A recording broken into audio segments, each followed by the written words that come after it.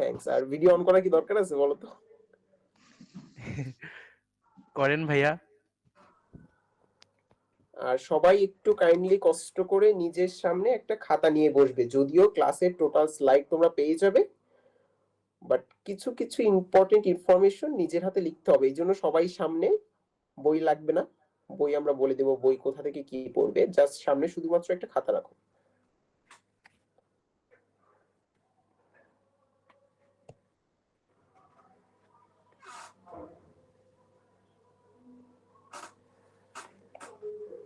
আজকে দেখো, আজকে বেসিক্যালি তো অলরেডি তোমাদের বলা হয়েছিল যে জৈব রসায়নের উপরে ক্লাস। অবশ্যই জৈব রসায়ন লাস্টের দিকে আমি একটু আলোচনা করব, খুব ইম্পর্টেন্ট টপিক। ফার্স্টে যাতে তোমরা ধৈর্য হারা হয়ে না যাও, এই জন্য ছোট একটা টপিক আমি ফ্রন্টে রেখেছি, সেটা হলো তোমার পিএইচ। কারণ ওই যে আগের দিন আমরা ওরিয়েন্টেশনে বলেছিলাম যে তুমি যতই ভালো করো না কেন, আগে তো এইচএসসি পরীক্ষাটা ক্র্যাক করতে হবে।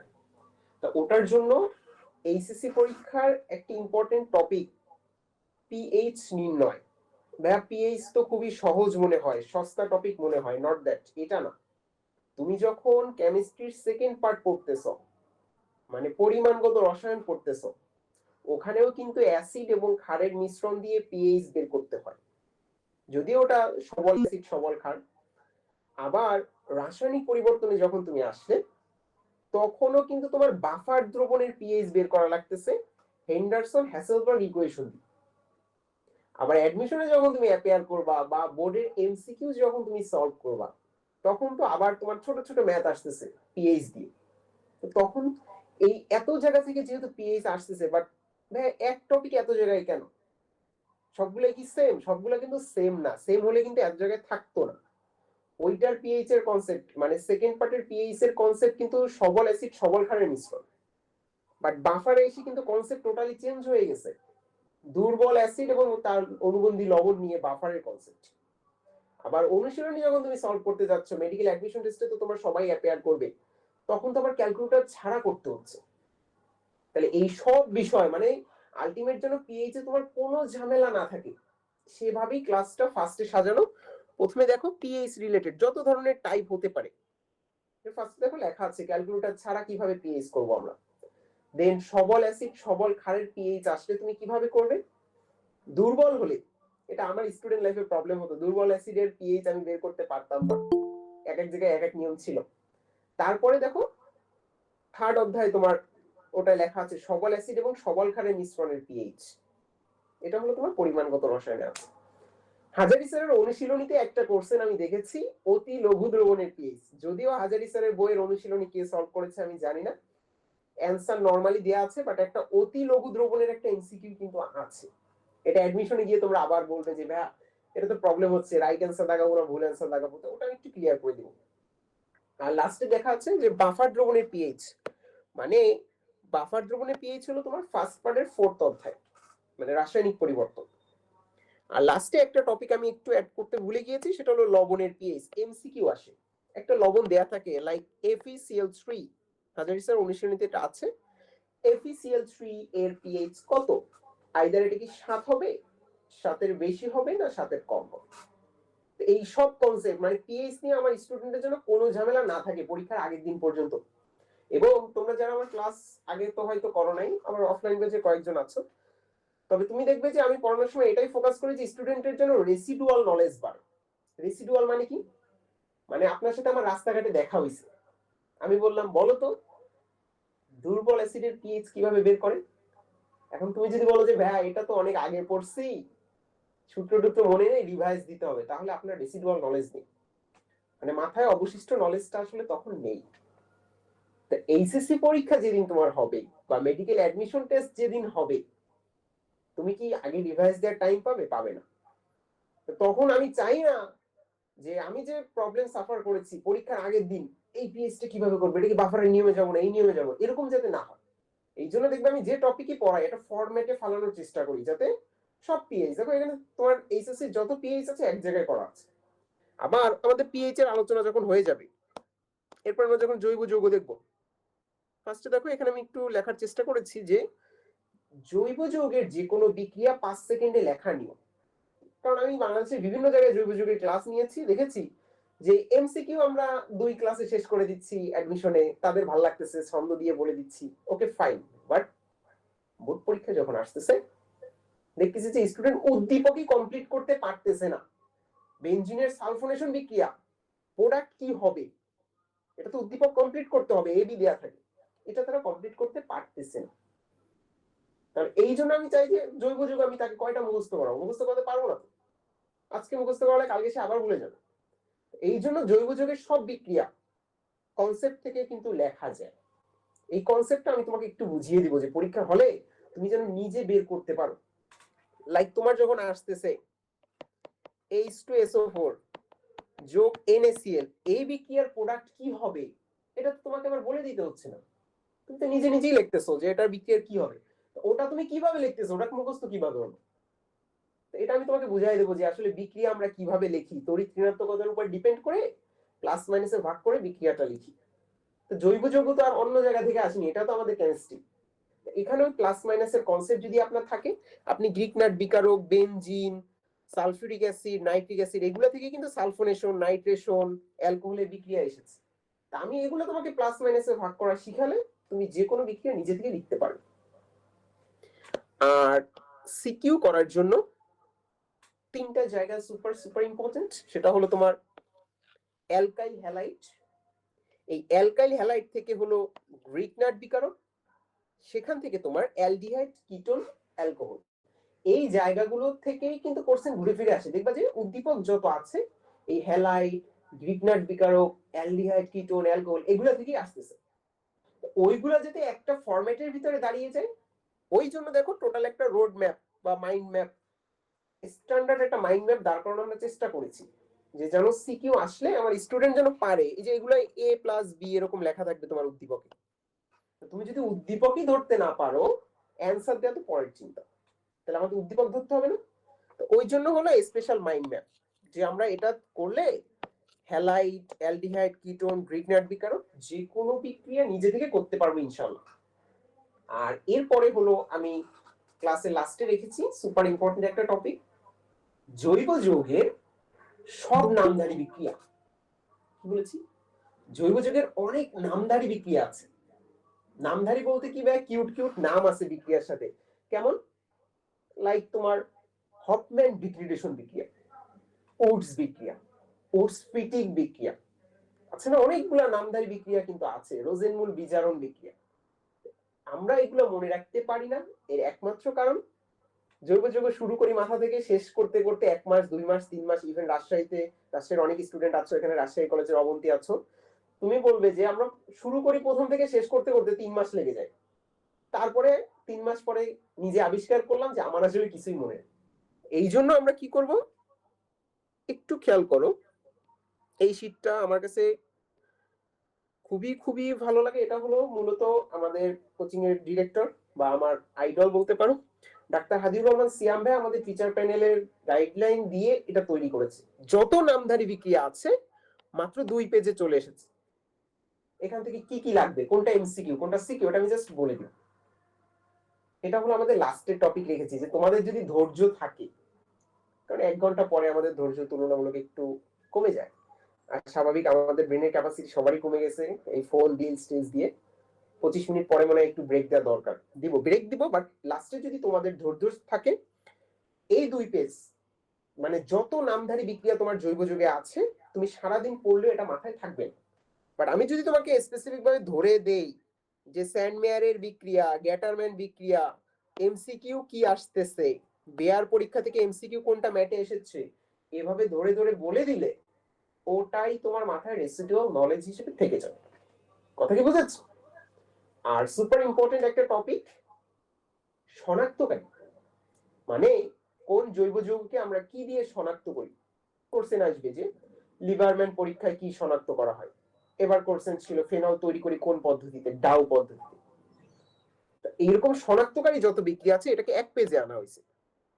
খেয়াল করো, পার্থক্যকারী বিক্রিয়া আর শনাক্তকারী বিক্রিয়া 1 পেজের ভিতরে আলোচনা করা হয়েছে। এটা আমি লাস্টে রেখেছি, তোমাদের ধৈর্য থাকলে ইনশাআল্লাহ শেষ পর্যন্ত যদি ধৈর্য থাকে, তুমি পরবর্তীতে আমাকে থ্যাঙ্কস জানাবে যে ভাই জৈব যৌগ তো এতদিন পরে মনে নেই, বাট এটা রেসিডুয়াল নলেজ থেকে আপনি যেভাবে বলেছেন এই 3 পেজ ইনশাআল্লাহ পড়ে গেলে পরীক্ষা হলে কোর্সে কমন পাবো। একজন আনমিউট করবে, আমার সামনে শুধু আশিকের নাম এসে বসে আছে। আশিক, তুমি আনমিউট করে বলো যে আমি যতগুলো কথা বলেছি মাঝখানে কোনো ইন্টারাপশন হয়েছে কিনা আর তুমি ক্লিয়ারলি শুনতে পেয়েছো কিনা। জি ভাইয়া, ক্লিয়ারলি শুনতে পেয়েছি। ওকে, কারা কারা আছো আমি একটু দেখি। ভাইয়া একটা কথা বলি। বলো আশিক। ভাইয়া আমরা যারা নর্মালি শাহরিয়ার ভাইয়ের স্টুডেন্ট আছি, আমরা এত কম সময় মানে ধৈর্য হারাই না নর্মালি। হ্যাঁ, শাহরিয়ার ভাই ধৈর্য নিয়ে আর কি বলবো, তোমরা তো শাহরিয়ার ভাইয়ের স্টুডেন্ট। শাহরিয়ার ভাইয়ের সাথে আমি কিন্তু একসাথে পড়ালেখা করি। হ্যাঁ, আমার রোল 113, তোমার ভাইয়ের রোল 115। ভাইয়ার যা ধৈর্য মাশাআল্লাহ, মনে করো সন্ধ্যার সময় পড়া যদি শুরু করি, দেখা গেলো এমন হয়েছে শাহরিয়ার ভাই আমার সাথে একমত হবে, আমরা কবে সার্জারি পড়তেছি সন্ধ্যার সময় পড়তে বসছি, সরি সন্ধ্যায় না দুপুর বেলায় পড়তে বসছি, পরের দিন ফজরের আজান দিছে, ভাইয়ার এনার্জি আর শেষ হচ্ছে না। আমি পরে না পেরে বলছি তুমি পড়ো, আমি পাশে ঘুমাই গেছি। তো তোমরা যেহেতু ভাইয়ার স্টুডেন্ট, ইনশাআল্লাহ ধৈর্য নিয়ে প্রবলেম হবে না। এটা কি কমপ্লিমেন্ট ছিল ভাই? ভাই স্টিল আমার ওই আচ্ছা, দিনের যাই কথা হোক। মনে আছে ভাই, ফজরের আজান দিয়ে দিছে, আমি দেখি তোমার পড়া শেষ হচ্ছে না শেষ হচ্ছে না, তো আমি পরে ঘুমাই গেলাম তোমার পাশে। না, আমি কিন্তু অত পড়ি না, তোমাদের তাওহিদ ভাই খুব গুছায় পড়ে। তো ভাইয়ার ক্লাসটা করো, দেখা যাক কি হয়। আশা করি কেউ বোর হবে না। ঠিক আছে, ঠিক আছে তাওহিদ, ক্যারি অন। ওকে, নাফিউলের সাথে আমার কথা হয়েছে। রোজা আপু, তুমি একটু আনমিউট করবে যে কথা তুমি ক্লিয়ারলি শুনতে পেয়েছো কিনা সব। জি ভাইয়া, শুনতে পেয়েছি। আর আমি যে বেসিক মেসেজটা তোমাকে দিতে চাচ্ছি যে পিএইচ এবং জৈব যৌগের ইম্পর্টেন্ট টপিক আমরা আজকে ক্লিয়ার করব, এতটুকু কি তুমি বুঝতে পেরেছো? জি ভাইয়া। ইশরাত আনমিউট করবে, তুমি বলো যে তুমি আমার কথা ক্লিয়ারলি শুনতে পেয়েছো কিনা। জি ভাইয়া। ওকে, সবার নাম এ দিয়ে, অহনা, অনন্যা, আফিয়া। আফিয়া নামে দুইজন আছে, আফিয়া ইবনাত। ও আচ্ছা, দুইজনে আফিয়া ইবনাত। শবনম না, তুমি বাদে যে আফিয়া আছো, তুমি একটু আনমিউট করো আপু, বলো যে কথা ক্লিয়ারলি শুনতে পেয়েছো কিনা। জি ভাইয়া, ক্লিয়ারলি শুনতে পাচ্ছি। ওকে ফাইন, মিউট করে ফেলো সবাই। ফার্স্টে দেখো, Low battery. Please charge. দেখো ফার্স্টে তোমার লেখা আছে ক্যালকুলেটর সারা পিএইচ, মানে আমরা পিএইচ এ কেবল অ্যাপ্রোচ করা শুরু করলাম। না বুঝলে আমার বলা হয়ে যাবে যখন ক্যালকুলেটর ছাড়া পিএইচ, দেন তুমি কোশ্চেন করবে। ভাই ক্যালকুলেটর সারা পিএইচ কিভাবে বের করে, এটা আমাদের এমসিকিউ এর জন্য, মেডিকেল অ্যাডমিশন টেস্টের জন্য সুপার হট টপিক, কারণ এখান থেকে কোশ্চেন আসে, একটা পিএইচ বের করতে বলে। আমাদের কিভাবে বের করতে হবে এটা দেখো, এইখানে লেখা আছে যে ক্যালকুলেটর ছাড়া আমি কিভাবে পিএইচ বের করব। পাশে লিখেছি মনে রাখবে নিজের এক্স এর মতো, আজীবন কিছু মান মনে রাখতে হবে। এই জন্য এটা তোমার ম্যাথেও হেল্প করবে, ফিজিক্সেও হেল্প করবে, কেমিস্ট্রিতেও করবে। মানে নিজের এক্স এর স্মৃতি আমরা ছেলেরা ভুলতে পারি না, এই জন্য আবার কেউ ভাইবো না যে আমার এক্স টেক্স আছে, যাতে তোমাকে বোঝানোর জন্য যে মনে রাখবে এক্স এর মতো, অতীতের স্মৃতি যেমন ভুলতে পারি না, এইরকম লগের কিছু মান আমাকে মুখস্থ রাখতে হবে অলওয়েজ। এখনই আমরা ক্লাসে মুখস্থ করার চেষ্টা করব, এবং তোমাদের অধিকাংশটা অলরেডি মুখস্থ আছে। ফার্স্টে দেখো লগ 1 এর মান যে 0, এটা তো মোটামুটি জানি, না জানলেও লজ্জা পাওয়ার কিছু নেই, জানলা। লগ 1 এর মান হলো 0। Low battery. ভাই লগ 2 এর মান হলো 0.3, লগ 2 এর মান 0.3। এই দুইটা একটু মনে রাখতে হয়, বাকিগুলো মনে রাখার দরকারই হয় না। দেখো লগ 3 যদি তোমাকে বলে 3 এর সাথে 2 যোগ করেছো 5, 0.5। 4 2 যোগ করবে 0.6, মানে সবার সাথে আমি 2 যোগ করতেছি। 5 বলেছো 0.7, 6 বলেছো 0.8। তাহলে এই মান কয়টা ভাই এখন একটু মুখস্থ করতে হবে, পড়া ধরবো না, হ্যারাসমেন্ট করবো না, বাট মুখস্থ করো তো। লগ 1 এর মান 0, এটা তো জানো। লগ 2 এর মান 0.3, এটা জাস্ট একটু মনে রাখতে হবে যে ভাই 2 এর পরে 3, লগ 2 এর মান 0.3। বাকি যাই আপনি বলেন না কেন ভাইয়া, আমি 2 বাড়িয়ে দিব। লগ 3 হলে 0.5, 4 হলে 0.6, 5 হলে 0.7, 6 হলে 0.8। প্রত্যেকে 30 সেকেন্ড টাইম, লগের যে কয়টা মান বলেছি এখনই মুখস্থ করবে। মুখস্থ করো, 30 সেকেন্ড টাইম। এবং আমি যা বলতেছি তুমি যদি টাইম পাও, খাতায় লেখার যদি টাইম পাও, ওকে ফাইন, একবার লিখলে একটু মনে থাকে বেশি। প্রত্যেকে মুখস্থ করো লগ 1 থেকে শুরু করে 6 পর্যন্ত মান।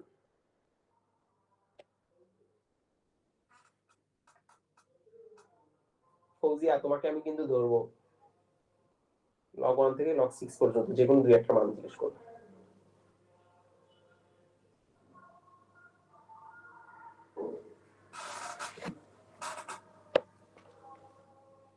বলো ফৌজিয়া log 5 এর মান কত?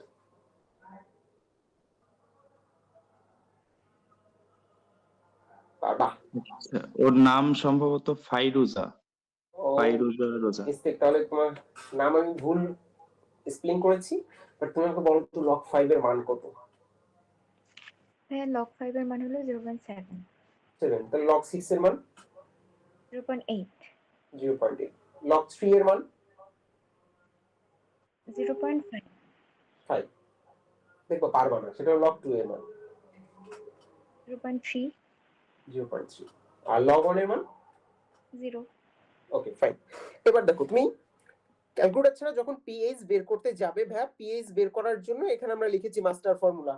যদি মাস্টার ফর্মুলা মানে এটা এমন না যে আমি সূত্র আবিষ্কার করেছি, এটা অলরেডি আগে থেকেই ছিল, তোমরা জানো। কিভাবে বের করি?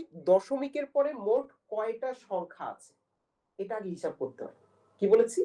দশমিকের পরে মোট কয়টা সংখ্যা আছে বিয়োগ লগ শেষ সংখ্যাটা।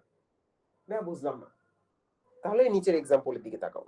0.002 HCl তোমাকে বলেছে এই দ্রবণের পিএইচটা কত হবে। কি বলেছি? 0.002 এম। আচ্ছা এমটা মিসিং হয়ে গেছে, হ্যাঁ মোলারের এম আছে, ঘনমাত্রা। HCl এর পিএইচ কত ক্যালকুলেটর ছাড়া করতে হবে, মেডিকেল অ্যাডমিশন টেস্টে তোমার এসেছে। কি করব? দশমিকের পর মোট সংখ্যা, দশমিকের পর 1 2 3 তিনটা সংখ্যা আছে, লিখলাম 3 মাইনাস লগ বসালাম মাইনাস লগ শেষ সংখ্যা কত ঘনমাত্রা 2 না, তাহলে বসালাম এখানে 2, তাহলে 3 মাইনাস লগ 2। ওকে ফাইন তাহলে 3 মাইনাস লগ 2 এর মান মুখস্থ করতে বলেছি 0.3 ইকুয়াল টু, তাহলে অ্যানসার আসবে 2.7। পারবে না? তাহলে তোমার যদি আসে যে একটা ঘনমাত্রা দেওয়া আছে বা পিএইচ কত, টুক করে বের করে ফেলো। পরেরটা একটু খেয়াল করো, সালফিউরিক অ্যাসিডের ক্ষেত্রে ঘনমাত্রাটা দেয়া আছে, বলেছে এর পিএইচ কত হবে। তা আমরা ঘনমাত্রা নিয়ে যখন কাজ করি একটু মাথায় খেয়াল রাখতে হবে যে সালফিউরিক অ্যাসিডকে যদি আপনি ভাঙেন 2H+ যোগ SO4 2- জানো না H2SO4 কে ভাঙলে। এখন খেয়াল করো সালফিউরিক অ্যাসিডের ঘনমাত্রা বলেছে 0.005, তাহলে আমার 2 মোল হাইড্রোজেন আয়নের ঘনমাত্রা 2 × 0.005, আর সালফেট যেটা আছে যেহেতু এটা 1 মোল 0.005। এটা লেখার একমাত্র কারণ যে আপনি খেয়াল করবেন যে সালফিউরিক অ্যাসিড যেহেতু দ্বিক্ষারকীয় অ্যাসিড, টুক করে দেয়া মানটা দিয়ে আবার ম্যাথ করা শুরু করে দিও না, কারণ হাইড্রোজেন আয়নের ঘনমাত্রা নিয়ে তো পিএইচ। তাহলে হাইড্রোজেন আয়নের ঘনমাত্রা কিন্তু এটা না, এটাকে অবশ্যই 2 দিয়ে গুণ দিতে হবে। তাহলে 2 দিয়ে গুণ দিলে কত হয় 5 দুগুণে 10, তাহলে 0.01। এটা হলো হাইড্রোজেন আয়নের ঘনমাত্রা।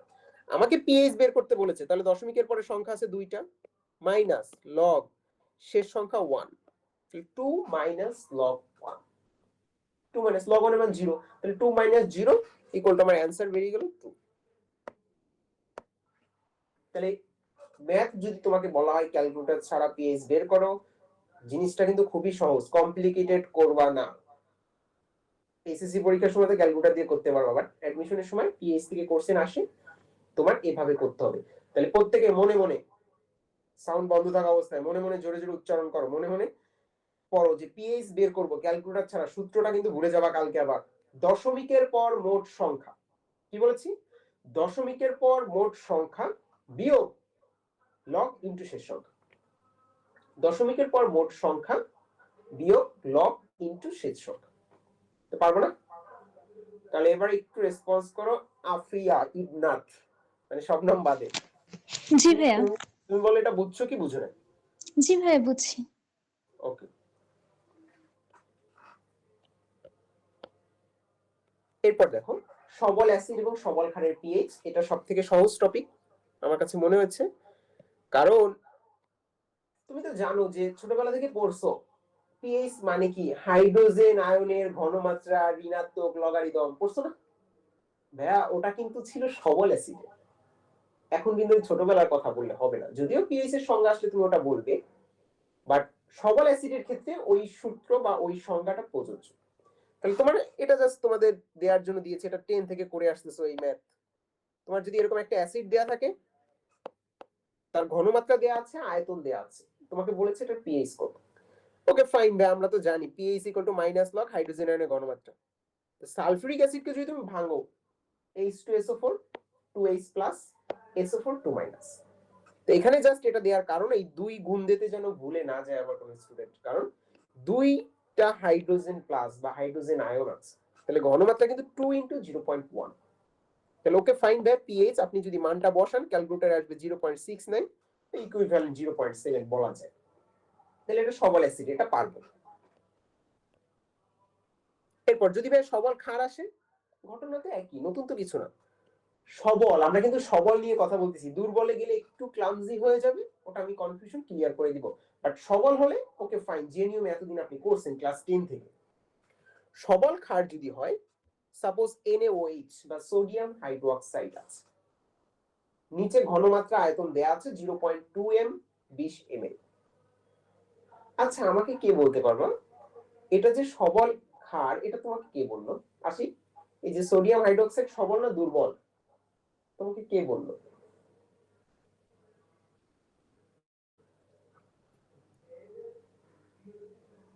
মানে এটা হচ্ছে আমরা সবলের সূত্র বসাচ্ছি, বাট কোন একটা অ্যাসিড বা ক্ষার সবল না দুর্বল, এটা আমরা কিভাবে জাজ করব?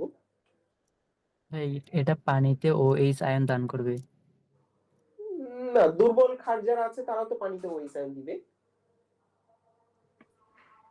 এটা সোডিয়াম তো নরমালি প্রথম গ্রুপের, তাই জন্য নাকি? এটা কিছুটা লজিক মানতে পারলাম, বাট অ্যাকুরেট হলো না। মনে করো তাহলে আমাদের ধারণার উপর থেকে যেতে হবে যে সোডিয়াম প্রথম দিকে আছে এই কারণে এরা সবল, তাহলে লাস্টের দিকে যেতে যেতে দুর্বল হবে, তার একটা কনফিউশন কিন্তু থেকে যায়। তাহলে কোথায় গিয়ে আমি থামবো? পর্যায় সারণী বাম দিকে যারা আছে এরা আসলে সবল ক্ষার তৈরি করে, তোমার কথার সাথে আমি সম্পূর্ণ একমত, এবং ডানে গেলে সবলতা কমতেছে। আর তাহলে তাহলে তো আমার কনফিউশন থেকে গেল, ডিমার্কেশন কোনটা, থামবো আমি কোথায়, কোন পর্যন্ত সবল কোন পর্যন্ত দুর্বল। এই জন্য আমাদের মাথায় আগে কনসেপ্ট ক্লিয়ার করতে হবে। দেখো পরবর্তীতে যে অ্যাসিডটা আছে এটা কিন্তু দুর্বল অ্যাসিড, মানে অ্যাসিটিক অ্যাসিড। এখন তোমার চিনতে হবে তো যে কোনটা সবল কোনটা দুর্বল, কারণ এটা যদি তুমি না চিনো তাহলে পরীক্ষার হলে ম্যাথ কিভাবে করবে, কারণ দুইজনের জন্য সূত্র তো আলাদা। সবল অ্যাসিডের পিএইচ বের করবো এক নিয়মে, দুর্বল অ্যাসিডের আরেক নিয়মে।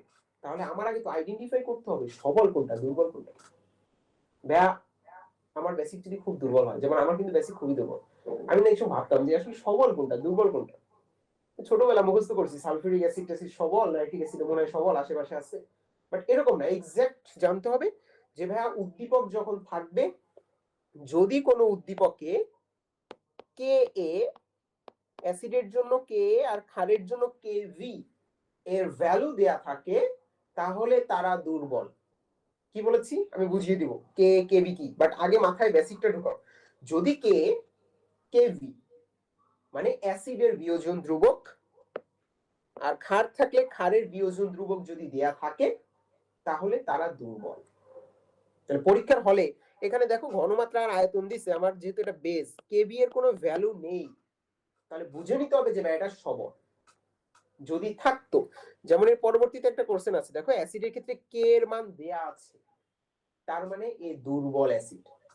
এবার আসো, এটা হলো জাস্ট মাথায় ঢুকালাম, কে কেবি থাকলে দুর্বল, না থাকলে সবল। কি বলেছি? কে কেবি থাকলে দুর্বল, না থাকলে সবল। পারবা না চিনতে? এবার একটু বোঝার জন্য আমি বলি কে কেবি কি জিনিস। কে এ হলো ডিসোসিয়েশন কনস্ট্যান্ট অফ অ্যাসিড, বা আপনি যেটাকে বলেন বিয়োজন ধ্রুবক। তা আমি আশিকের কথায় আসি, আশিক যেটা বলেছে বা জলীয় দ্রবণে কে দিবে আর কে দিবে না, এটা কথা ঠিক আছে। মনে করো H2SO4 এটা জলীয় দ্রবণতে H+ দেয়। এখন একটা অ্যাসিড জলীয় দ্রবণে কতটুকু বিয়োজিত হচ্ছে তার উপর ডিপেন্ড করে তার সবলতা।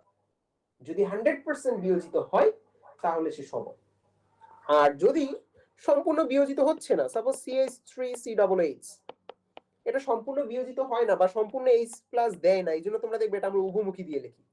তোমার বই একটা প্যারামিটারও আছে, মোটামুটি 6 থেকে 10% এরা হয়তো বিয়োজিত হয়। তাহলে যারা 100% বিয়োজিত হয় তারা কিন্তু সবল, আর যারা 100% হচ্ছে না, 6 থেকে 10, 6 হতে পারে, 7 হতে পারে, 8 হতে পারে, 9 হতে পারে, 10 হতে পারে, বা 11, 12 হতে পারে, সামান্য পরিমাণে বিয়োজিত হচ্ছে, তাদেরকে আমরা বলি দুর্বল। এই জন্যই ছোটবেলায় আপনি বলেছেন যে যারা জলীয় দ্রবণে সম্পূর্ণ পরিমাণে বিয়োজিত হয় তাদেরকে আমরা বলি সবল, আর যারা আংশিক বিয়োজিত হয় তাদেরকে আমরা বলি দুর্বল। তাহলে ব্যাস সালফিউরিক অ্যাসিড একদিকে তীর দিয়ে বুঝাই আমরা সম্পূর্ণটাই বিয়োজিত হয়, তাহলে তো 100% বিয়োজিত হয়। তাহলে ওর জন্য কোনো আমার আলাদা রাশি লাগবে না যে ও কতটুকু বিয়োজিত হয়, এটার জন্য কোনো রাশিমালা লাগে না। বাট আপনার যেটা দুর্বল, 6% হতে পারে, 7%, 8%, 9%, 10%, যে কোনোটাই হতে পারে। তাহলে কতটুকু হয়, কোন অ্যাসিডটা কতটুকু হচ্ছে, এটার জন্য একটা রাশিমালা বের করেছে যেটাকে আমরা বলি Ka। তাহলে Ka কি জিনিস? অ্যাসিডের বিয়োজন ধ্রুবক, মানে কতটুকু বিয়োজিত হয়। তাহলে কতটুকু বিয়োজিত হয় এই কথা তো তখনই আসবে যখন সম্পূর্ণ বিয়োজিত হয় না। তাহলে আমরা এইভাবে পরীক্ষার হলে যদি Ka দেখি তাহলে চোখ বন্ধ করে বলবো এ হলো দুর্বল অ্যাসিড। যদি Kb দেখি তাহলে চোখ বন্ধ করে বলবো এটা হলো দুর্বল ক্ষার। তাহলে তোমরা একটু রেসপন্স করো, আমি নাম বলবো না, সবাই রেসপন্স করবে। পরীক্ষা হলে পাত্রের পাশে বা বিকারের পাশে কে কেবি এর মান দেয়া আছে, তাহলে সে কি সবল না দুর্বল? বলো। দুর্বল। দুর্বল। আর পরীক্ষা হলে কে কেবি কিছু দেয়া নেই, তাহলে সবল না দুর্বল? সবল। সবল। সবল। তাহলে এবার আমরা চিনলাম যে সবল কি আর দুর্বল কি, কারণ দুইটার সূত্র আলাদা, তো আগে আমার আইডেন্টিফাই করে নিতে হবে, নাহলে তুমি সূত্র বসাতে গিয়ে অ্যান্সার ভুল হয়ে যাবে। তাহলে যেহেতু এখানে কিছু দেয়া নাই তাহলে এটা সবল। ওকে ফাইন। তাহলে ক্ষারের ক্ষেত্রে আমরা পিওএইচ বের করি, মাইনাস লগ হাইড্রোক্সিল আয়নের ঘনমাত্রাটা বের করে ফেললাম, এটা হলো তোমার পিওএইচ। তাহলে আমার চাইছে যেহেতু পিএইচ, আমরা তো জানি যে দুইটার যোগফল হবে 14। ওকে ফাইন, 14 থেকে বাদ দিয়ে 13.3 হলো ভ্যায়ের পিএইচ। যেহেতু এটা সবল ছিল কোনো ঝামেলা নেই। এখানে একটু খেয়াল করুন,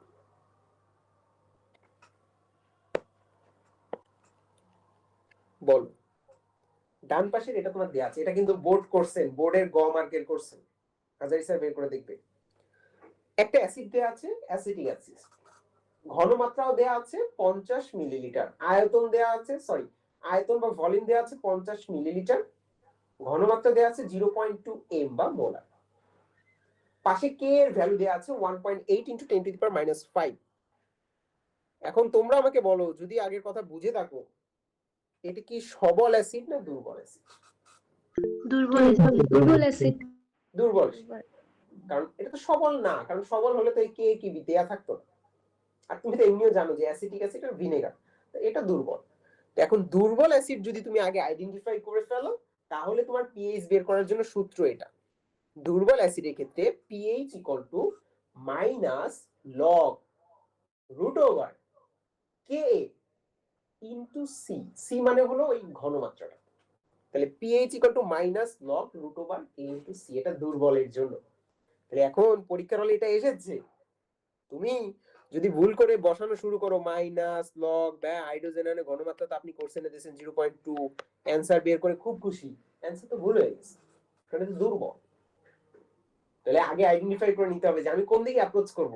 তাহলে দুর্বল হলে সূত্র এটা, pH minus log root over K into C. Then তুমি মান বসিয়ে দিবে, minus log root over K এর মান কোশ্চেনে দেয়া আছে, সি এর মানও কোশ্চেনে দেয়া আছে, যেটা আসবে ওটা অ্যানসার। যদি ম্যাথের মান অ্যাকুরেট না, অ্যানসার যে কোনোটা আসতে পারে, বাট সূত্র কি আগে মাথায় ঢোকাও। দুর্বল হলে minus log root over K into C, আর সবল হলে তো ছোটবেলা নিয়ে। তাহলে যতটুকু পড়িয়েছি সামনের 1 মিনিট, 3টা টাইপ পড়িয়েছি। দেখো, দুর্বল অ্যাসিড ক্ষার, সবল অ্যাসিড ক্ষার, এটা অ্যাসিড আগেরটা ক্ষার, এই তিনটা একটু একবার রিভাইজ দাও। আর ক্যালকুলেটর ছাড়া আমরা কিভাবে বের করব পিএইচ, এটা পড়েছি জাস্ট, একবার একটু রিভাইজ দাও 1 মিনিট টাইম।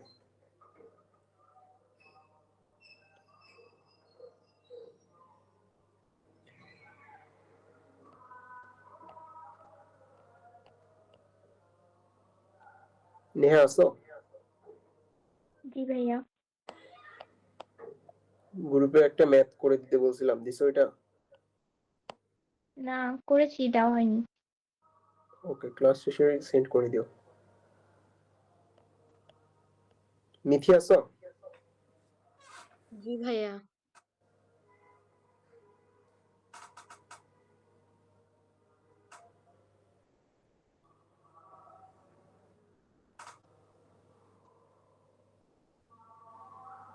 নীরা, তুমি একটু আপু আনমিউট করবে, আনমিউট করে বলবে যে তুমি বুঝতে পেরেছো কিনা এই তিনটা টাইপ।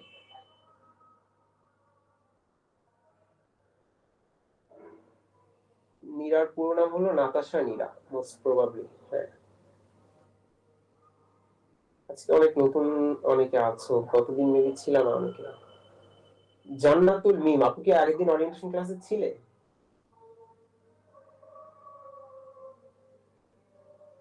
বলো তো জান্নাতুল মিম। না, আমি ওরিয়েন্টেশনে ছিলাম না। আচ্ছা, তুমি কি বলো তো আপু যে বুঝতে পেরেছো কিনা যে তিনটা টাইপ আমরা করলাম? জি, বুঝতে পেরেছি। ওকে, আরাফাত ভাই তুমি একটু আনমিউট করো তো, আনমিউট করে বলো যে এই তিনটা টাইপ তুমি বুঝতে পেরেছো কিনা। বোর্ডে কিন্তু আসবে দুর্বল অ্যাসিডেরটা। ভাই আমি একটু আগে ডিসকানেক্টেড হয়ে গেছিলাম, এখন মাত্র জয়েন করছি। আমার আবার পরে দেখতে হবে। একটু রেকর্ড দেখতে হবে।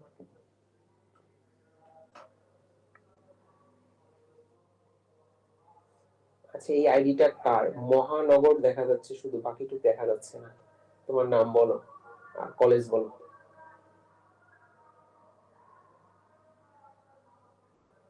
মারিয়া আফরিন, তোমারও মেবি নেটের প্রবলেম, ডিসকানেক্ট হচ্ছে আবার কানেক্ট হচ্ছে। জি ভাইয়া, একটু প্রবলেম করতেছিল। অন্তর আপু বলো যে তুমি এই তিনটা টাইপ বুঝছো কি বুঝছো না? জি ভাইয়া, বুঝছি। ওকে,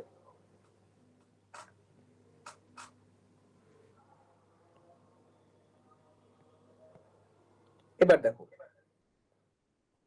এটা তোমার কেমিস্ট্রি সেকেন্ড পার্ট পরিমাণগত রসায়ন থেকে আসবে। আসবেই, তুমি পরিমাণগত রসায়ন তোমার পাশে যদি বই থাকে বের করে দেখতেও পারো যে হাজারি স্যারের পরে তো দেয়া আছে যে বোর্ডে কোন কোশ্চেন গুলো আসে। প্রত্যেকটা সৃজনশীল দেখবে এরকম দুইটা পাত্র, এবং প্রত্যেকবার সেম কোশ্চেন, মিশ্রিত দ্রবণের প্রকৃতি কিরূপ।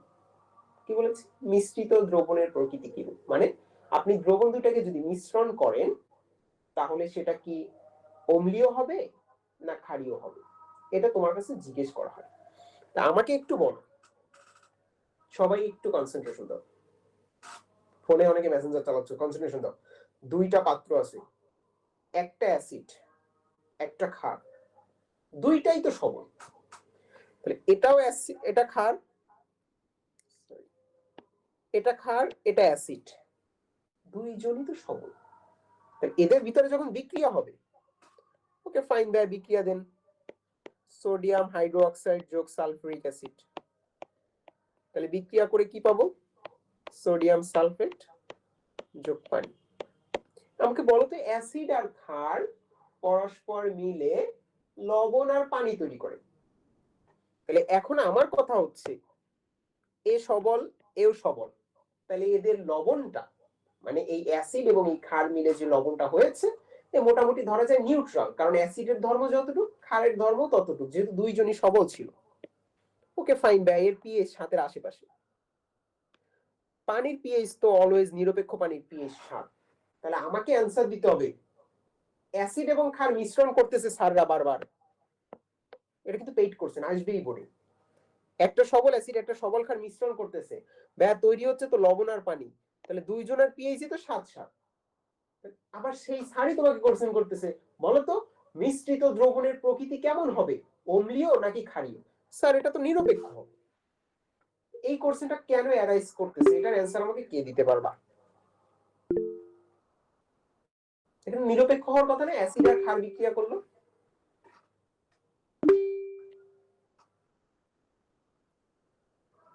আশিক তুমি বলো ভাইয়া। বলো। ভাইয়া এখানে মেইনলি অ্যাসিড এবং ক্ষার দুইটাই তো সবল, কিন্তু সবল হওয়ার পরেও মনে করেন এখানে সোডিয়াম হাইড্রোক্সাইড ধরলাম যে এর 10% আছে এবং সালফিউরিক অ্যাসিড 20% কে ইয়া করতে পারে, মানে বিক্রিয়া করতে পারে, কিন্তু ধরলাম যে এখানে সোডিয়াম হাইড্রোক্সাইড 10% ঠিক আছে, বাট সালফিউরিক অ্যাসিড যদি 30% থাকে তাহলে তো ও পারে 20% কে ইয়া করতে, তাহলে এক্সট্রা আরো 10% তো থেকে যাচ্ছে। ওই এক্সট্রাটাই পরবর্তী দ্রবণের অবস্থাটা নির্ণয় করবে যে এটা অম্লীয় না ক্ষারীয় হবে। ওকে ফাইন, আসি। মোটামুটি আমি আশিকের সাথে কিছুটা একমত, সম্পূর্ণ একমত না, বাট কিছুটা একমত। ও ঠিক লাইনে গিয়েছে যে ভাইয়া আলটিমেটলি হওয়ার কথা ছিল তো নিরপেক্ষ। এক লাইনে এটা লেখার জন্য তার এই কোশ্চেন তৈরি হয়নি যে ভাইয়া অ্যাসিড সবল, ক্ষার সবল মানে নিরপেক্ষ, পিএইচ 7, দ্রবণের প্রকৃতি নিরপেক্ষ। না, আসলে ঘটনা যেটা হচ্ছে, আপনি যখন এই দুইটা মিশ্রণ করবেন, যে পাত্রটা আপনি পাচ্ছেন, মনে করেন এই পাত্রে হলো এ আর বি মিশ্রণ করলাম, এই সোডিয়াম হাইড্রোক্সাইড এবং সালফিউরিক অ্যাসিড বিক্রিয়া করে লবণ পানি তৈরি করলো, মেনে নিলাম। করার পরে পাত্রে হয় সালফিউরিক অ্যাসিড অবশিষ্ট থেকে গেছে কিছু, H2SO4 থেকে গেছে, অথবা এটাও হতে পারে যে আপনার পাত্রে অবশিষ্ট কিছু সোডিয়াম হাইড্রোক্সাইড থেকে গেছে। হিসাব করতে হয় যে আসলে কি অবশিষ্ট থেকেছে। যদি সালফিউরিক অ্যাসিড অবশিষ্ট থাকে তাহলে আমরা বলবো ব্যা পাত্রটা বা দ্রবণটা অম্লীয়। যদি হিসাব করে পাই সোডিয়াম হাইড্রোক্সাইড অবশিষ্ট থাকে তাহলে বলবো ব্যা দ্রবণটা ক্ষারীয়। তাহলে বেসিক কথা হলো যে কোনো একজন অবশিষ্ট থাকবে, মানে যতটুকু বিক্রিয়া করার কথা ছিল স্যার যতটুকু দিয়েছেন, এটা করার পরে মিশ্রিত দ্রবণে হয় অ্যাসিড অবশিষ্ট আছে, না হলে ক্ষার অবশিষ্ট আছে। যদি অ্যাসিড অবশিষ্ট থেকে যায় পাত্রে, বলবো মিশ্রিত দ্রবণের প্রকৃতি অম্লীয়। যদি ক্ষার থেকে যায় তাহলে বলবো মিশ্রিত দ্রবণের প্রকৃতি ক্ষারীয়। তাহলে আপনি মাথায় এটা ঢুকায় নেন, যদি এমন কোনো কোশ্চেন অ্যারাইজ করে যে মিশ্রিত দ্রবণের প্রকৃতি কি রূপ, বুঝে নিতে হবে পাত্রে যে কেউ একজন অবশিষ্ট আছে। কে আছে, দিস ইজ আওয়ার টার্গেট, এটা আমরা বের করবো যে কে অবশিষ্ট আছে। আফিয়া ইবনাত শবনম, তুমি আমাকে বলবে যে তুমি কনসেপ্ট বুঝতে পেরেছো কি পারো, না পারলে আমি আবার বলবো, পারলে ওকে। জি ভাইয়া বুঝছি। ওকে, কারো যদি প্রবলেম থাকে সে রেইজড হ্যান্ড বা তুমি আনমিউট করে বলতে পারো যে আমি কনসেপ্টটা বুঝি নাই, এমন কেউ যদি থাকে। বুঝছো মোটামুটি? হ্যাঁ, এবার আসো তাহলে আমরা এগুলো টার্গেট কি কি অবশিষ্ট থাকে। তা আমি হলো একটা প্যাটার্ন ওয়াইজ আগাতে চাই যে আপনার বইয়ে যে 50টা কোশ্চেন আছে বা টেস্ট পেপার বের করলে এরকম 50-60টা কোশ্চেন এই সেম কনসেপ্ট একই নিয়মে আগাতে চাই। কারণ তোমার হাজারি স্যারে আয়তন দিয়ে করা আছে, আবার অনলাইনে অনেকে ঘনমাত্রা দিয়ে করাচ্ছি আমরা, এক একজন এক এক নিয়মে যাচ্ছে, বোথ আর রাইট, দুইজনে কিন্তু ঠিক আছে। বাট অ্যাজ এ স্টুডেন্ট, আমি স্টুডেন্ট যখন ছিলাম আমার কাছে জিনিসটা একটু বাজে লাগছে যে স্যার করাচ্ছে এক নিয়মে, টেস্ট পেপারে করা আরেক নিয়ম, আবার হাজারি স্যারের অনুশীলনীতে করা আরেক নিয়ম। অনুশীলনী বলতে অধ্যায় টপিকটার পরে যে অ্যানসার দেওয়া আছে। তাহলে আমরা কি করতে চাই, আমরা একটা কমন ফরম্যাটে আগাতে চাই যে সব যেন একই ফরম্যাটে মিলে যায়। এই জন্য তোমরা কিভাবে করেছো আমি জানি না, বাট সবার জন্য আমার রিকোয়েস্ট থাকবে তুমি যেভাবেই করো না কেন, এরকম যদি দুইটা পাত্র থাকে, খেয়াল করো, কনসেন্ট্রেশন দাও, এরকম যদি দুইটা পাত্র থাকে আমরা দুইজনার মোল বের করব। কি বের করব? মোল বের করব। মাথায় ঢুকায় নাও, এরকম পাত্রটা তো যা থাক, ঘনমাত্রা আয়তন যা ইচ্ছে স্যারের দেয়া থাকে থাক, আমরা মোল বের করব। কি বের করব? মোল বের করব। কারণ কি, এটা অবশ্যই খাতায় লিখে রাখবে যে এরকম পাত্র থাকলে কি বের করব, মোল বের করব। স্যার যা ইচ্ছা দেখ, আমি মোল বের করবোই যেভাবে হোক। খেয়াল করো ভাইয়া, মোলকে আমরা কেমিস্ট্রিতে কি দিয়ে প্রকাশ করি, এটা কি আমাকে কেউ বলতে পারবে যে ভাইয়া মোলকে কোন রাশিমালা দিয়ে প্রকাশ করেছে তোমরা? এন। এন। এখন আমার কথা হচ্ছে যে এন মানে মোল বের করবো, তাহলে উদ্দীপক তো নানাভাবে সাজানো থাকতে পারে, তাহলে আমার তো মোল বের করতে হবে, তাহলে মোলের যে রাশিমালা এটা অলওয়েজ মাথায় রাখতে হবে। তোমরা জানো অলরেডি, আমি জাস্ট একটা এক জায়গায় করে দিই, সেটা হলো W/M X/Na Vy 22.4 Vy 24.789, এরপরে লেখা যায় RT by PV equal to, যেহেতু nRT তাহলে এখান থেকে তুমি লিখতে পারো n equal to PV by RT। হ্যাঁ, একটু মিস্টেক হয়েছে, কারেকশন করে নাও। PV by RT equal to লেখা যায় VS, এটা স্টার দিবা VS এ, আর তড়িৎ রসায়নে গিয়ে আমরা লিখবো IT/NF। তাহলে দেখো এক n ইকুয়াল টু কিন্তু অনেক কিছু লেখা যায়, আমার কাছে মনে হয়েছে কেমিস্ট্রির সব থেকে ইম্পর্টেন্ট সূত্র হলো এটা। যদি আমি নিজে টেস্ট পরীক্ষার পরে জানলাম যে ঐকিক নিয়মে ম্যাথ আর করা লাগে না, এটা দিলে সব মিলে যায়, সে তড়িৎ রসায়ন বলো বা পরিমাণগত রসায়ন আর পরিবেশ রসায়ন, এই সূত্রটা তোমার জানতে হবে যে মোল আসলে কেমিস্ট্রিতে কতভাবে ইউজ করা যায়, কতভাবে হতে পারে। এই লাইনটা অলওয়েজ মনে রাখবে যে এই নিকটে এত কিছু কিছু হতে পারে। এটা জানার পরেও তোমার ঝামেলাটা যে জায়গায় হবে সেটা হলো যে রাশিমালাগুলো আছে এদের পরিচয় জানতে হয়। তো পরিচয় মোটামুটি জানার কথা। খেয়াল করো, ডাব্লিউ মানে তো ওয়েট, জানি ভাই আমরা, ভর। এম মানে মলিকুলার ওয়েট বা আণবিক ভর, তাহলে ওই যে ভর বাই আণবিক ভর, এটাই তো মোল ছিল না সংজ্ঞায়, তাহলে এটা আমরা মোটামুটি বুঝছি। এক্স বাই এন, এক্স কি জিনিস ভাই? অণু, পরমাণু বা আয়নের সংখ্যা। আর এনে হলো নাম্বার অফ অ্যাভোগাড্রো, কত ছিল? 6.02 × 10⁻23। এরপর ভি বাই 22.4, এখানে জাস্ট খেয়াল রাখতে বলি আমি আমার ছোট ভাই বোনদের যে ভি অবশ্যই কিন্তু লিটার এককে, অন্য কোনো এককে না। এখানে খেয়াল করার মতো কথা দুইটাই, এটা লিটার এককে। আর এই সূত্র আপনি যখন তখন ইউজ করতে পারবেন না, এটা শর্ত হলো অবশ্যই এসটিপি থাকতে হবে, না হলে কিন্তু এই সূত্র ইউজ করা যাবে না। আমি স্টুডেন্ট লাইফে কিন্তু অনেক ভুল করেছি, দেখলাম ভি দেয়া আছে, টুক করে এটা বসাই দিলাম ভি বাই 24, না, কোশ্চেনে বলা থাকতে হবে 0°C তাপমাত্রা ও 1 atm চাপ, আইদার এটা বলা থাকতে হবে 0°C তাপমাত্রা 1 atm চাপ, অথবা ডাইরেক্ট বলেই দেয় যে এসটিপি তে, তাহলে এই সূত্র আপনি ইউজ করতে পারবেন, আইদার কিন্তু এটা করা যাবে না। সেম পরেরটা লিটারে বসাতে হবে, এসএটিপি ছাড়া এই সূত্র আপনি বসাতে পারবেন না। কে বলতে পারো এসএটিপি তে তাপমাত্রার মানটা কত? এসএটিপি 25°C। 25°C মোটামুটি আমরা জানি, কারণ এসএটিপি মানে এ হলো অ্যাম্বিয়েন্ট, অ্যাম্বিয়েন্ট টেম্পারেচার। অ্যাম্বিয়েন্ট মানে কক্ষ, মানে কক্ষ মানে রুম টেম্পারেচার। এই রুমের তাপমাত্রা কত? গরমকাল হলে 30-32 হয়ে যাচ্ছে, শীতকাল হলে 20 হয়ে যাচ্ছে। তা বিজ্ঞানী কি করেছে যে একটা স্ট্যান্ডার্ড দাঁড় করিয়েছে মাঝখানে, 30ও নিবে না 20ও নিবে না, সে 25 নিয়েছে। তাহলে অ্যাম্বিয়েন্ট টেম্পারেচার 25। আর এটা তুমি পারবা না, সেটা হলো চাপের মান হলো 100 atm, sorry kilo Pascal, 100 kilo Pascal. এটা তোমার এমসিকিউ এ অনেক গাইড বইয়ে, বাজারে প্রচলিত গাইড বইয়ে আছে, যদি এটা কখনো আসে নাই তো সেই হিসেবে তুমি এটা জেনে রাখবে যে এসএটিপি এর ক্ষেত্রে 100 কিলো প্যাসকেল হলো চাপের মান, এটা একটু জেনে রাখো। পিভি বাই আরটি, এটা আমরা পরিবেশ রসায়নে ডিটেইলস আলোচনা করব যে কখন কোন একক, কারণ আর হলো মোলার গ্যাস ধ্রুবক, এটার অনেক একক আছে, লিটার, অ্যাটমসফিয়ার, জুল। তাহলে তুমি এসআই এ যাচ্ছ না লিটার অ্যাটমসফিয়ারে যাচ্ছ, এটার উপর ডিপেন্ড করে। এটা পরিবেশ রসায়নে আমরা আলোচনা করব। আলোচনা মূলত এই ভিএস নিয়ে, কারণ আমরা পিএস করতেছি, বারবার আমরা ইউজ করব n = vs। তাহলে n মানে তো মোল, v মানে ভলিউম, কথা হইছে ভলিউম লিটার, আর s হলো এখানে ঘনমাত্রা।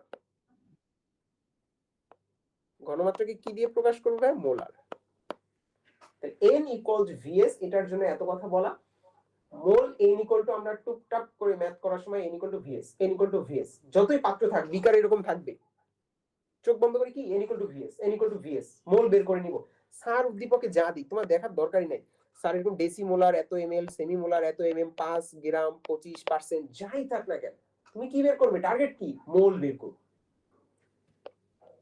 ভাইয়া মোল বের করার আসল উদ্দেশ্যটা আমাকে একটু বলবেন, একটু বুঝিয়ে বললে সুবিধা হতো। মোল তো বের করবেন, এদিকে তাকাও, এটা একটা বিক্রিয়া, বিক্রিয়ার সামনে লাল কালি দিয়ে আমি সমতাকৃত সংখ্যাটা লিখেছি 2 1 1 2। আমাকে বলতে হবে, ওপেন কোশ্চেন, যে পারবা সেই অ্যান্সার দাও। এই যে সামনে 1 2 2 সমতা করে যে আপনি এত সংখ্যা বসান, এটা আসলে কি বুঝায়? সংখ্যা বুঝায় না মোল বুঝায়? মোল বুঝায়। এটা কিন্তু মোল বুঝায়। এটা কিন্তু এমন না যে দুইটা সোডিয়াম হাইড্রোক্সাইড একটা সালফিউরিক অ্যাসিডের সাথে বিক্রিয়া করে, নট দ্যাট, এটা না। 2 মোল সোডিয়াম হাইড্রোক্সাইড 1 মোল সালফিউরিক অ্যাসিডের সাথে বিক্রিয়া করে। তাহলে আপনি তো ছোটবেলা থেকে একটা বিক্রিয়া জানেন, বিক্রিয়ার সমতা করতে পারেন। তাহলে বিক্রিয়ার সমতা করলে আপনি তো মোল অলরেডি জানেন যে কয় মোলের সাথে স্বাভাবিক অবস্থায় বিক্রিয়া করে। তাহলে এটা কিন্তু আপনার জানা ছোটবেলা থেকে একটা বিক্রিয়া লিখতে পারলে, তাহলে আমার হিসাবটা সোজা হয়ে যায় না, যে তাহলে স্যার কতটুকু মোল দিছে। আমি তো দুইজনের বিক্রিয়া করলেই জানি যে কয় মোলের সাথে বিক্রিয়া করে। তাহলে স্যার যেটা দিছে এটাকে যদি আমি সামহাউ মোলে কনভার্ট করতে পারি, স্যার বললো সোডিয়াম হাইড্রোক্সাইড এত মোল, সালফিউরিক অ্যাসিড এত মোল, তাহলে আপনি কিন্তু ওই সমতাকিত সমীকরণের সাথে কম্পেয়ার করতে পারবেন যে 2 মোল সোডিয়াম হাইড্রোক্সাইড বিক্রিয়া করার কথা ছিল 1 মোল সালফিউরিক অ্যাসিডের সাথে।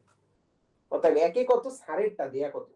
বাট স্যার যেহেতু বুদ্ধিমান তাই তিনি মোল দেয় না, তিনি হলো এভাবে ঘনমাত্রা আর আয়তন দেয়। সব সৃজনশীল এভাবে ঘনমাত্রা আয়তন, ঘনমাত্রা আয়তন, ঘনমাত্রা আয়তন। তাহলে আমাদের কাজ কি, আমরা মোল বের করব। মোল কিভাবে বের করে, n = vs। আমি একবারে লিখেছি যে v এর মানটা দেখো, বলেছিলাম v কিন্তু লিটার। তাহলে সোডিয়াম হাইড্রোক্সাইডের জন্য 500 মিলিলিটার, ওটাকে 1000 দিয়ে ভাগ করে লিটারে কনভার্ট করে নিয়েছি। আর ঘনমাত্রা 0.1, এটা কোশ্চেনে দেয়া থাকবে, যদি এখানে আমি লিখতে হয়তো ভুলে গিয়েছি, এটা 0.1, ঘনমাত্রা 0.1, এটার ক্ষেত্রে হলো 0.5, এটা হলো কোশ্চেনে দেয়া থাকবে। ও আচ্ছা, কোশ্চেনে অন্যভাবে দেয়া আছে, ডেসিমোলার বলা আছে। ডেসি মানে কি? ডেসি মানে 10। কি বলেছি? ডেসি মানে 10। তাহলে ডেসিমোলার বলা মানে 1/10 = 0.1, তাহলে 0.1 বসানো। সেমিমোলার বলা আছে। সেমি মানে কি? সেমি মানে অর্ধেক, অর্ধ। অর্ধ বা অর্ধেক কেন বলি না, যে সেমি ফাইনাল মানে ফাইনালের অর্ধেক, জিতলে ফাইনালে চলে যাও। তাহলে সেমি মানে যেহেতু অর্ধেক, তাহলে 0.5, তাহলে এটা 0.5। তাহলে দুইজনের ক্ষেত্রে ঘনমাত্রা আয়তন দেয়া থাকবে, আপনি চোখ বন্ধ করে কিছু বোঝেন আর না বোঝেন এন এর মানটা বের করে ফেলবেন, মানে মোল বের করব। তাহলে আজকে মাথায় ঢুকায় নাও, এরকম পাত্রের অনেক ঝামেলা, হ্যাঁ অনেক পেইন দেয় এই পাত্রগুলো। পাত্র আসলে আমি মোল বের করে ফেলবো। তাহলে দুইজনের মোল বের করে ফেললাম, ক্যালকুলেটর এসেছে সোডিয়াম হাইড্রোক্সাইড 0.05 মোল, সালফিউরিক অ্যাসিড 0.05 মোল। ওকে ফাইন, আমি মোল পেয়ে গেলাম। এবার দেখো, এবার তুমি নরমাল বিক্রিয়া দিলা, স্যার কতটুকু মোল দিয়েছে তুমি কিন্তু বের করছো। তাহলে এবার তুমি নরমাল বিক্রিয়া দিলা, বিক্রিয়া করে দেখলা যে 2 মোল বিক্রিয়া করে 1 মোল সালফিউরিক অ্যাসিডের সাথে, তাহলে ওটা লিখে ফেললাম, 2 মোল সোডিয়াম হাইড্রোক্সাইড বিক্রিয়া করে 1 মোল সালফিউরিক অ্যাসিডের সাথে। অতএব বৈকিক নিয়ম, 1 মোল কতটুকুর সাথে বিক্রিয়া করে, স্যার কোশ্চেনে কতটুকু দিয়েছে 0.005 মোল NaOH কতটুকুর সাথে বিক্রিয়া করে। হিসাব করে আপনি পাইলেন যে স্যার যতটুকু ক্ষার দিছে এ আসলে 0.0025 মোল সালফিউরিক অ্যাসিডের সাথে বিক্রিয়া করে। ঐকিক নিয়মে আপনি বের করে ফেলছেন। তাহলে এখন বলেন, এই মাঝে সাদা পেজটা একটু ডিস্টার্ব করতেছে, মোলের পেজটা ডিলিট করে দিলাম। যদি এই মোলের কনসেপ্ট তোমরা জানো হয়তো, বাট না জানলে এই মোলটা কিন্তু ইম্পর্টেন্ট, হ্যাঁ পাশে রেখে দিলাম, যেহেতু তোমাদের পিডিএফটা পাবা তোমরা। মোলের ওটা বইয়ে লিখে নিবা অবশ্যই, পরিবেশ রসায়নেও লাগবে, পরিমাণগত রসায়নে লাগবে, তড়িৎ রসায়নেও লাগবে। তাহলে মোল বের করলা, তোমার স্যার কোশ্চেনে দিছিল সালফিউরিক অ্যাসিড 0.05 মোল, তুমি দেখলা যে আসলে বিক্রিয়া করার কথা ছিল 0.0025 মোল। তাহলে এত কম বিক্রিয়া করলে তাহলে বাকি সালফিউরিক অ্যাসিড কই গেল? বাকি সালফিউরিক অ্যাসিড তো তাহলে পাত্রে পড়ে আছে।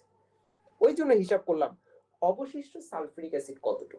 স্যার দিয়েছিলেন আপনি এতটুকু, আমি হিসাব করে দেখেছি আসলে বিক্রিয়া করেছে এতটুকু, তাহলে অবশিষ্ট থাকলো স্যার আমি বাদ দিলাম। তাহলে অবশিষ্ট সালফিউরিক অ্যাসিড কতটুকু এটা আপনি বের করুন। এখানেই অ্যান্সার হয়ে যাবে। যদি মিশ্রিত দ্রবণের প্রকৃতি চায়, অ্যান্সার এখানে শেষ।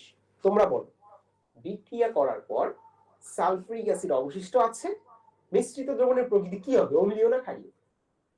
অম্লীয়। অম্লীয়। পাত্রে অবশিষ্ট সালফিউরিক অ্যাসিড আছে, মানে লবণ পানি তো তৈরি হয়েছে, ওরা তো মোটামুটি pH 7, বাট অম্ল অবশিষ্ট রয়ে গেছে। তার মানে কি, অ্যাজ এ হোল আমার মিশ্রণটা কিন্তু অম্লীয়, কারণ সালফিউরিক অ্যাসিড অবশিষ্ট আছে। তাহলে এখানেই অ্যান্সার শেষ। এটা হলো টাইপ 1। যদি এখানে অ্যান্সার চায় এখানেই শেষ।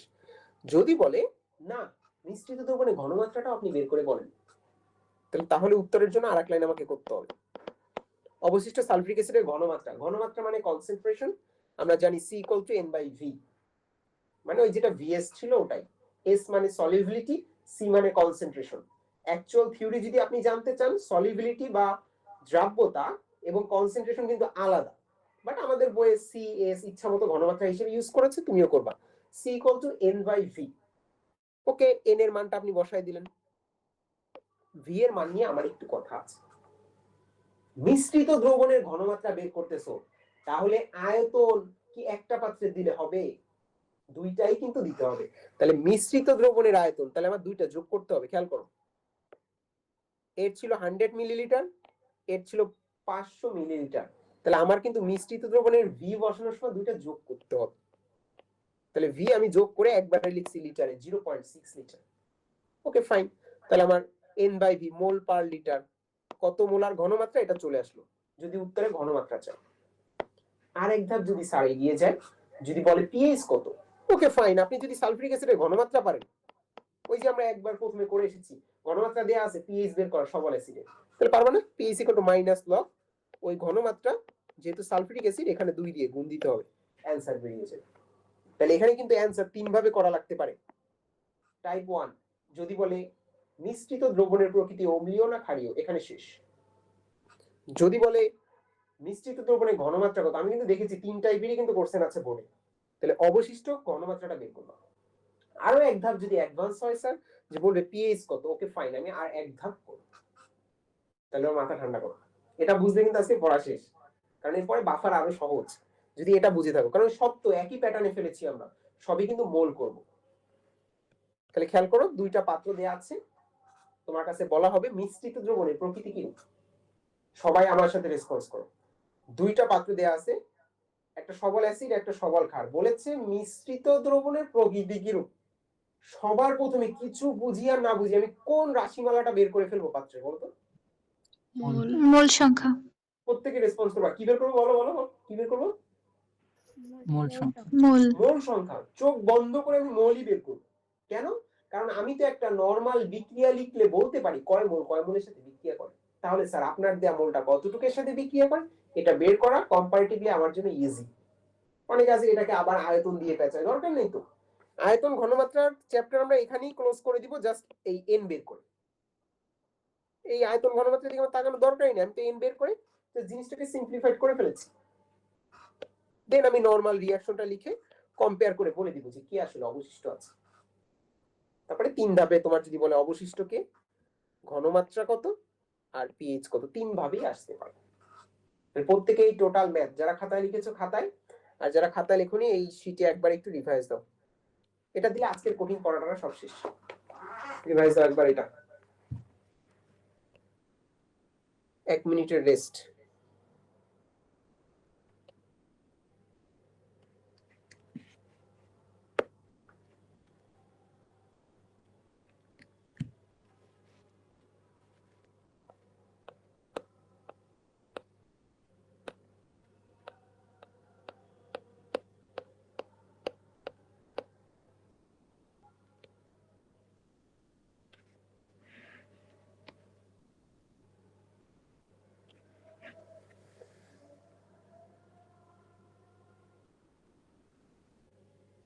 এক মিনিটে টোটাল এই বিক্রিয়াটা তোমরা একবার একটু দেখে নাও, যে মোল বের করলাম, অবশিষ্ট বের করলাম, পিএইচ বের করে ফেললাম। ঘনমাত্রা বের করলে তুমি পিএইচ এমনি বের করতে পারবে।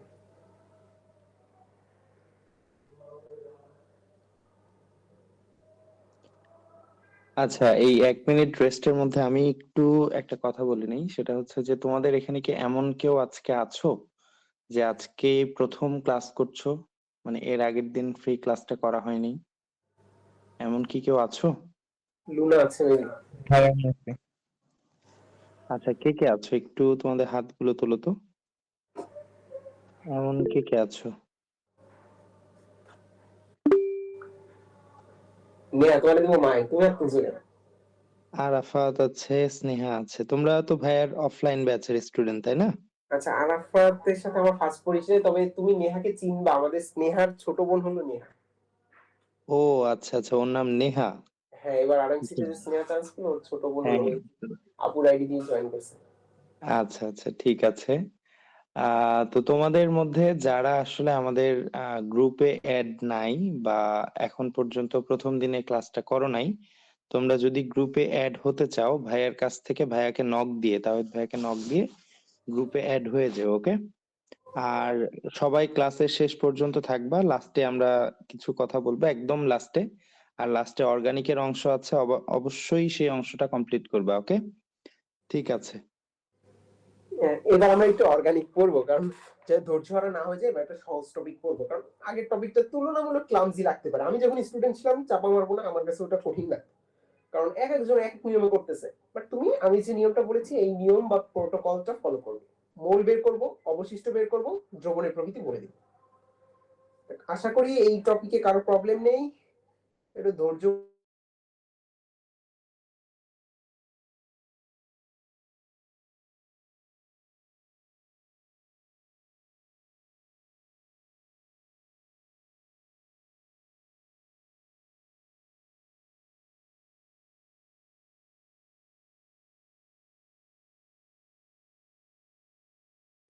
তাহলে ঠিক আছে। যারা খাওয়া দাওয়া করেনি একটু পর বলবে খাওয়া দাওয়া করতে যাবো। নেহা তুমি বলো তো, খাওয়া দাওয়া করছো? না। পাপি পাওয়া গেছে। ওরা তোমার খাওয়ার টাইম 2টা 3টার পরে। খাবে তুমি বলে দাও, কারণ যদি বোর লাগে বলবা। দেখো এবার আমরা তার পরবর্তী টপিক ছিল বাফারের পিএইচ। তুমি আগে ওটা একটু মাথায় ঢোকার জন্য আমরা একটু টাইম দিই, তাহলে বাফারের পিএইচ পানির মতো সহজ। সেম কনসেপ্ট একই।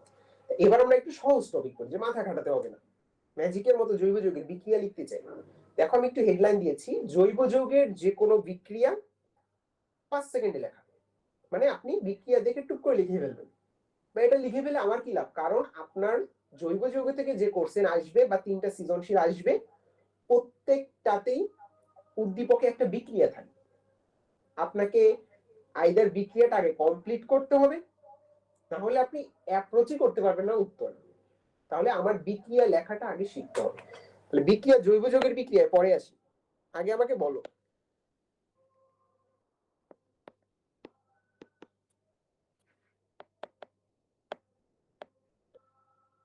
নরমাল যে বিক্রিয়া তুমি লিখতেছো, সাপোজ মনে করো NaCl,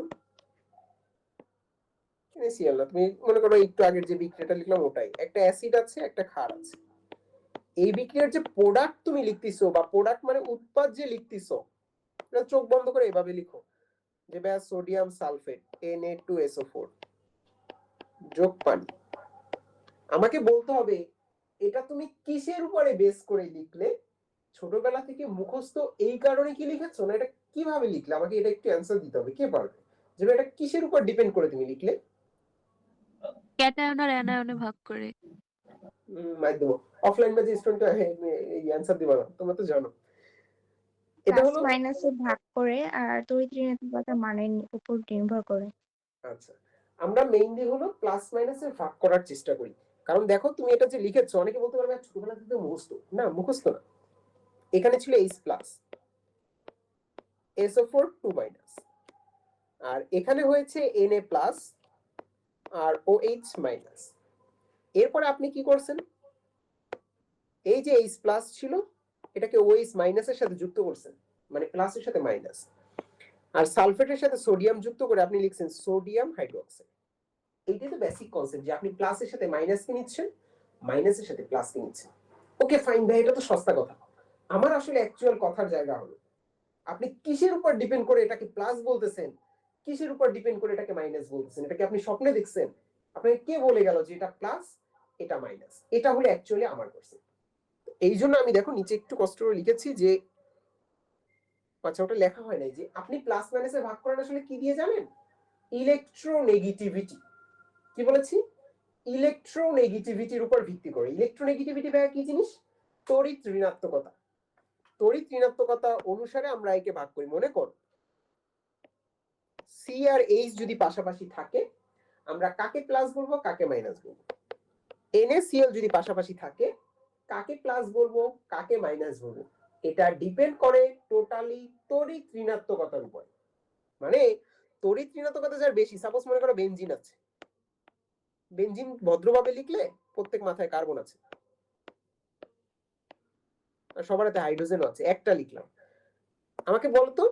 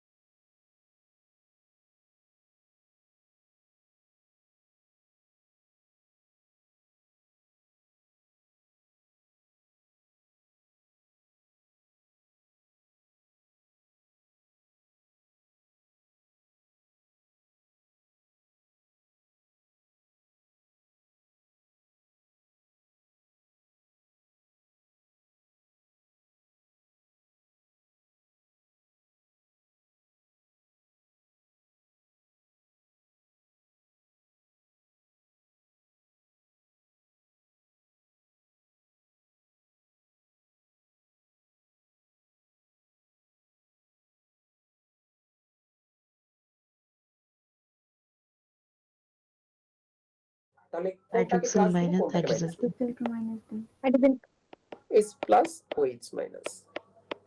এটা তো সস্তা জিনিস ভাই, এটা কি এইভাবে হইছে? আসলে এটা এভাবেই হইছে, আমরা তো ছোটবেলা থেকে মুখস্থ H প্লাস ও H মাইনাস।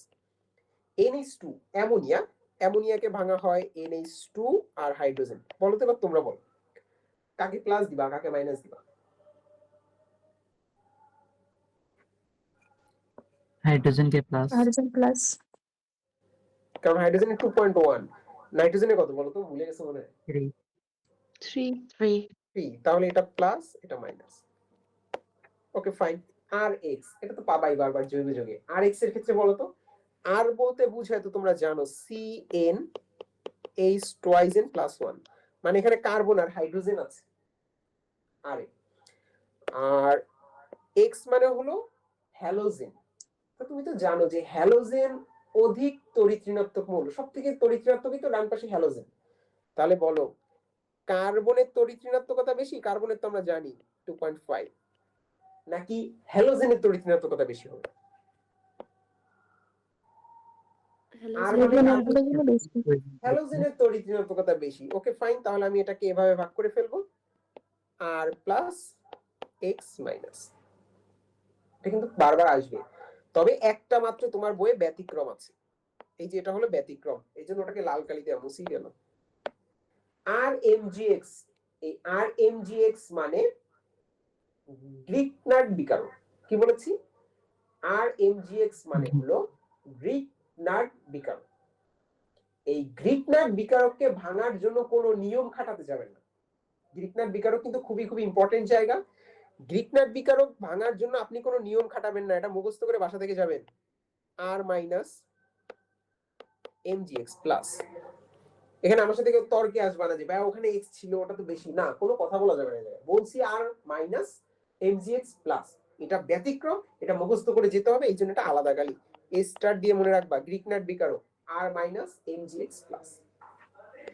এরপর দেখো বেনজিন। বেনজিনের সব বিক্রিয়া নিজে নিজে করা যায় যদি কেউ এই বেনজিনকে প্লাস মাইনাসে ভাগ করতে পারে। এখন বেনজিনকে ভাগ করার জন্য আগে তো বেনজিন আঁকতে হবে।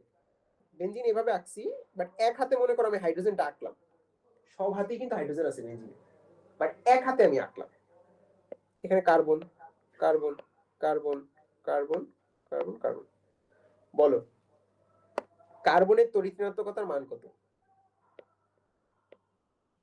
2.5 2.5। আর হাইড্রোজেনের তড়িৎ ঋণাত্মকতার মান কত? 2.1 2.1। তাহলে আমরা কি করি জানো, খেয়াল করো বেনজিনটা খেয়াল করতে হবে। বেনজিনের সালফোনেশন, নাইট্রেশন, হ্যালোজেনেশন অনেক বিক্রিয়া করবা। তাহলে বেনজিনের ক্ষেত্রে এই যে টোটাল বলয়টা মানে 2.5 এর ভিতরে যেটা আসলো, এই টোটালটাকে আমরা বলি মাইনাস। আর এক হাতে যে ওর হাইড্রোজেনটা, এটাকে আমরা বলি প্লাস। তাহলে বেনজিন ভাঙার নিয়ম হলো ভিতরে যে কার্বন সহ বলয়টা আছে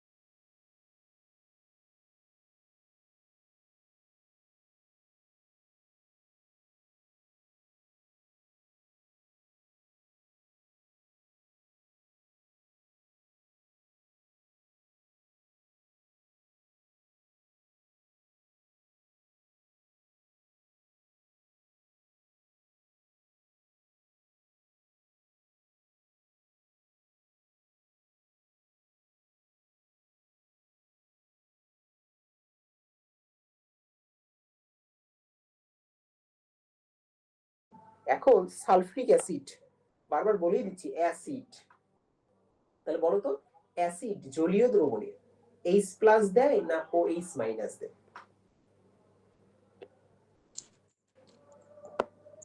এইচ প্লাস।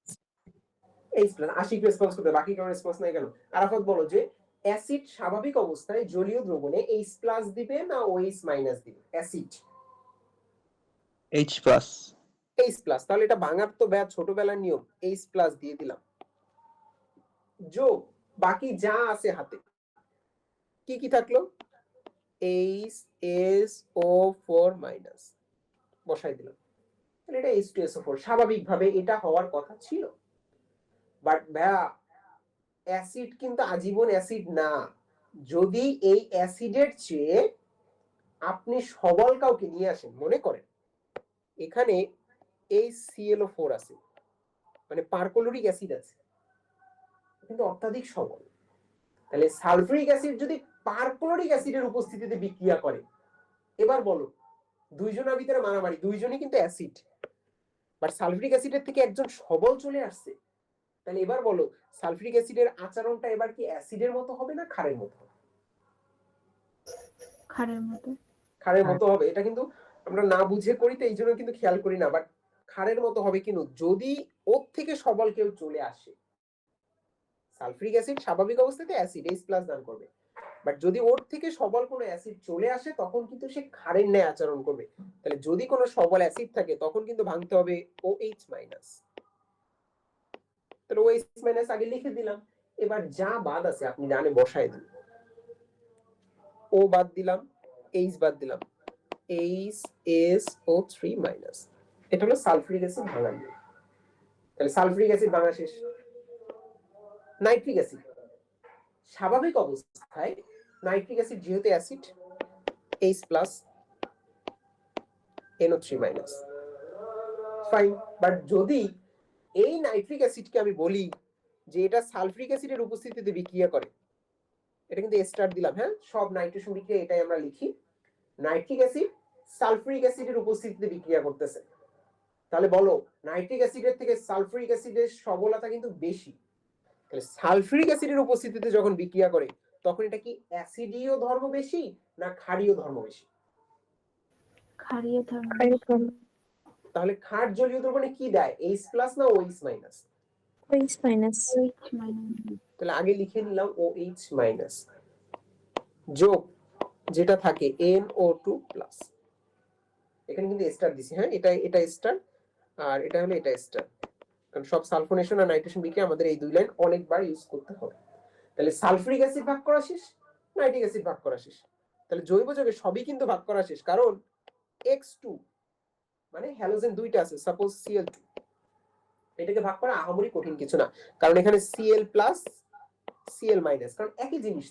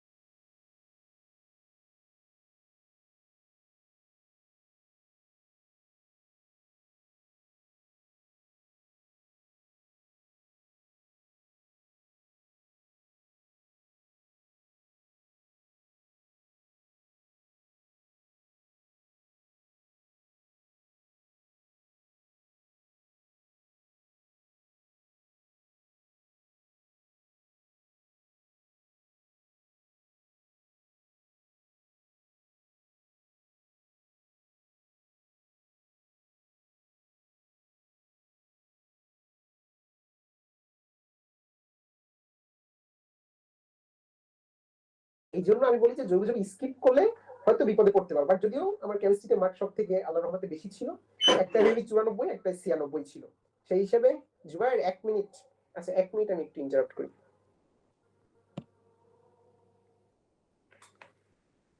তোমরা এই যে প্লাস মাইনাসে ভাগ করলাম, এটা একবার একটু রিভাইজ দাও।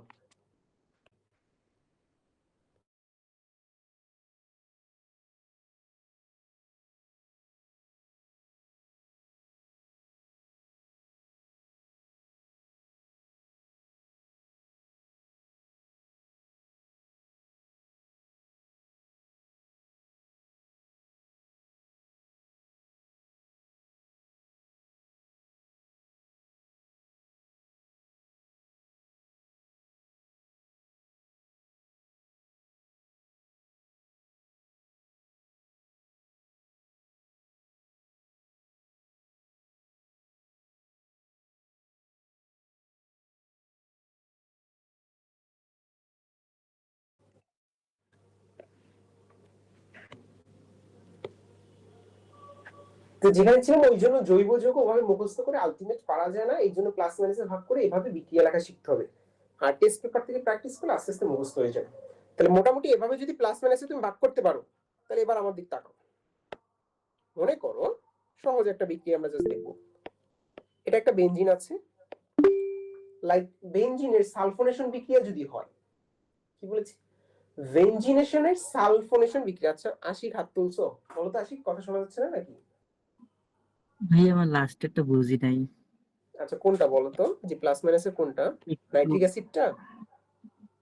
একদম নিচেরটাই যে X2।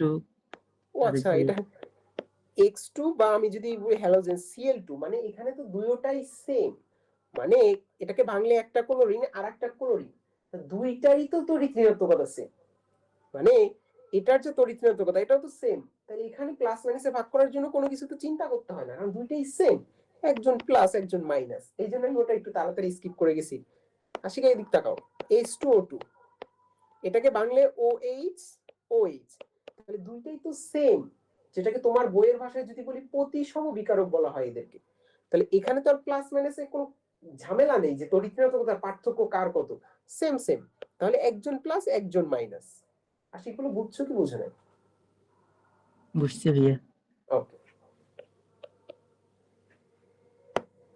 এবার মনে করো বেনজিন দেয়া আছে, বেনজিনের সালফোনেশন বিক্রিয়া H2SO4, এটা পারলে এই টপিক শেষ। বেনজিনের সালফোনেশন বিক্রিয়া অলওয়েজ হয় ওর থেকে সবল কোনো একটা অ্যাসিডের উপস্থিতিতে। তাহলে বলো এটা যদি বেনজিন হয়, বলো বেনজিনকে কিভাবে ভাগ করতে হয় বলছি, এই যে বলো এটা কি প্লাস দিব না মাইনাস দিব? মাইনাস। মাইনাস। আর হাইড্রোজেনকে কি দিব? প্লাস। এটা কিন্তু প্লাস। এবার চিন্তা ভাবনা করে বলো, সালফিউরিক অ্যাসিড স্বাভাবিক অবস্থায় সে অ্যাসিড, আমি তোমার সাথে একমত, বাট ওর থেকে সবল একজন অ্যাসিডের উপস্থিতিতে সালফোনেশন বিক্রিয়া হচ্ছে, এটা কিন্তু সুপার ইম্পর্টেন্ট নামধারী বিক্রিয়া, বেনজিনের সালফোনেশন বিক্রিয়া। তাহলে হাইড্রোক্লোরিক অ্যাসিড বা পারক্লোরিক অ্যাসিডের উপস্থিতিতে যখন বিক্রিয়া হচ্ছে, তখন এই H2SO4 কিভাবে ভাঙবে, কি অ্যাসিড না ক্ষার? তখন তাহলে ক্ষার জলীয় দ্রবণে কি দেয়, H+ না OH-? তাহলে ভাঙলাম OH- যোগ, তাহলে এখানে OH বাদ দিলে আর কি থেকে যায় বলো তো সালফিউরিক অ্যাসিডে?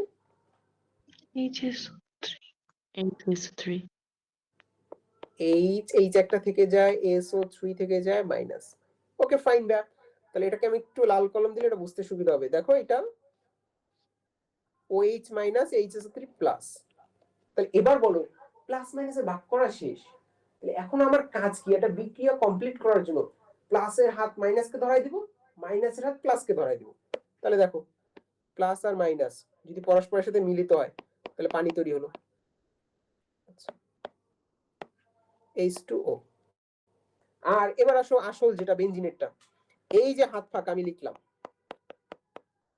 এতটুকু ছিল আমার মাইনাস, লিখলাম এর মাইনাস, এর সাথে যোগ হবে এর প্লাসটা, তাহলে HSO3 যোগ করে দিলাম।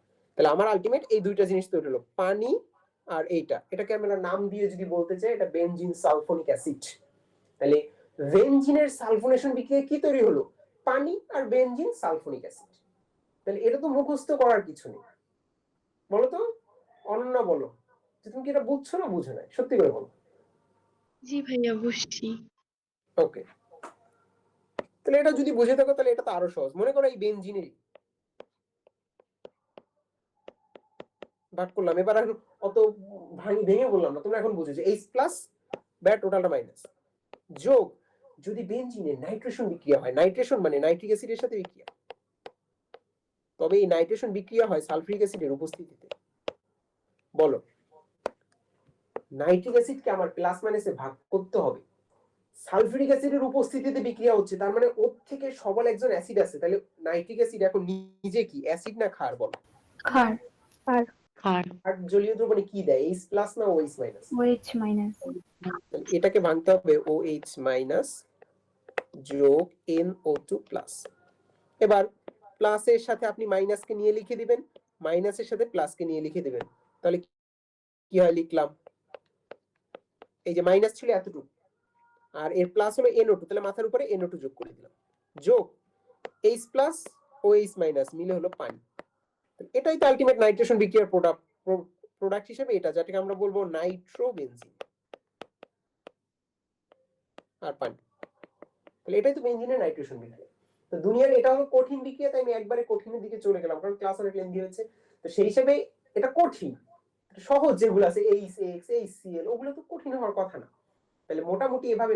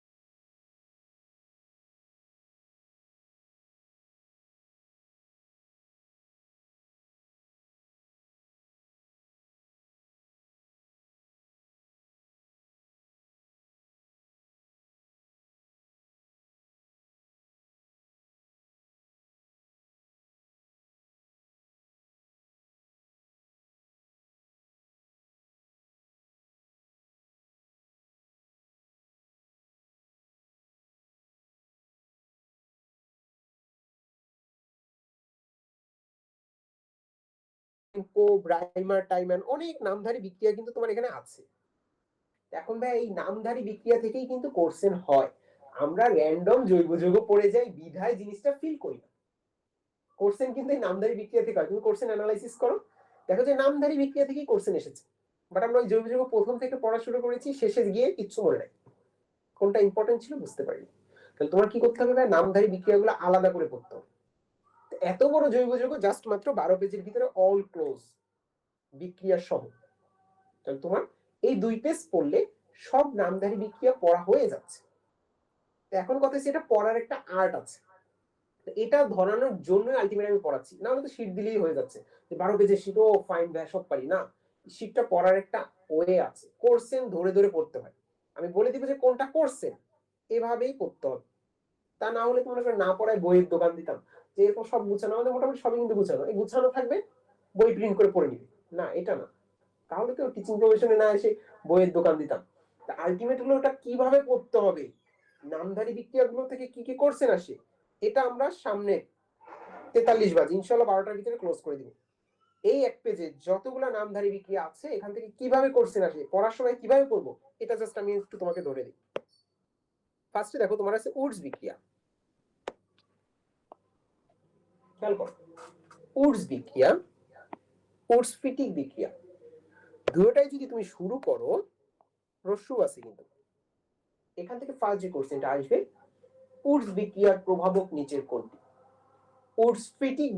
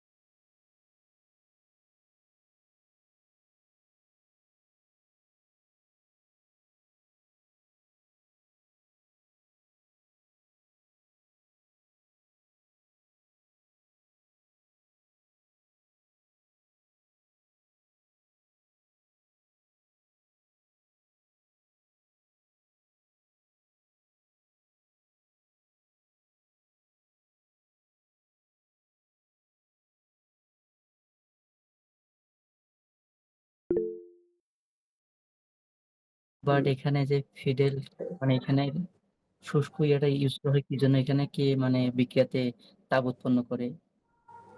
বিক্রিয়াতে রিঅ্যাকশনের জন্য হিট প্রডিউস করবে কি না করবে এটার এক্সাক্ট ব্যাখ্যা আমি তোমাকে দিতে পারবো না আশিক।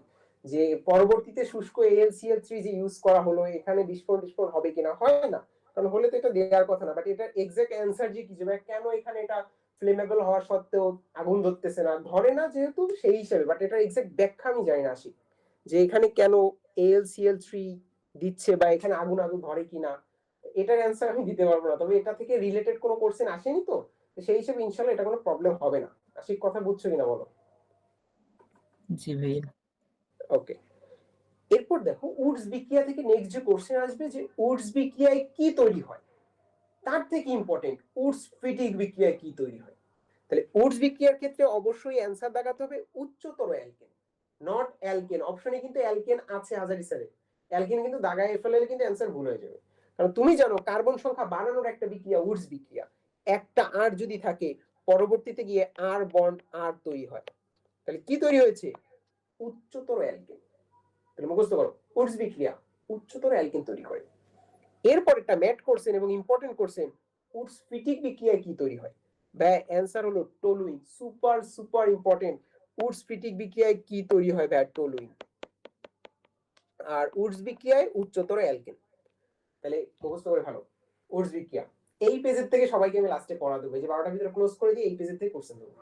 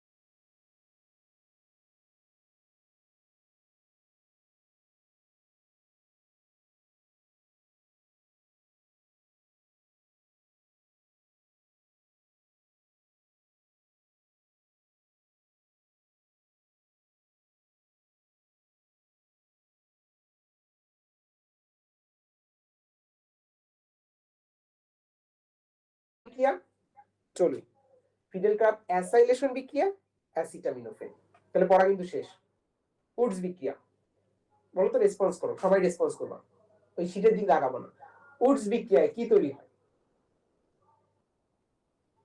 উচ্চতর অ্যালকেন। উচ্চতর অ্যালকেন। বাট যদি বলা হয় উডস ফিটিক বিক্রিয়ায় কি তৈরি হয়? ফিডেল ক্রাব অ্যালকাইলেশন বিক্রিয়ায় কি তৈরি হয়? টলুইন। এটা কিন্তু important Antara. Fiddle crab alkylation বিক্রিয়ায় টলুইন। বাট যদি বলি ফিডেল ক্রাব অ্যাসাইলেশন বিক্রিয়ায় কি তৈরি হয়? অ্যাসিটামিনোফেন। অ্যাসিটামিনোফেন। এই ল্যাঙ্গুয়েজটাই একটু পড়ে যাবে পরীক্ষার হলে। এরপর দেখো ক্লিমেনসন বিজারণ বিক্রিয়া, আর একটা নামধারী বিক্রিয়া। ক্লিমেনসন বিজারণ বিক্রিয়ার জন্য সবথেকে ইম্পর্টেন্ট হলো ক্লিমেনসন বিজারণ বিক্রিয়ার প্রভাবক কোনটা? বারবার কোশ্চেন আসে যে ক্লিমেনসন বিজারণ বিক্রিয়ার প্রভাবক কি? অ্যানসার দেখাতে হবে জিঙ্ক অ্যামালগাম এবং গাঢ় HCl। কি বলেছি?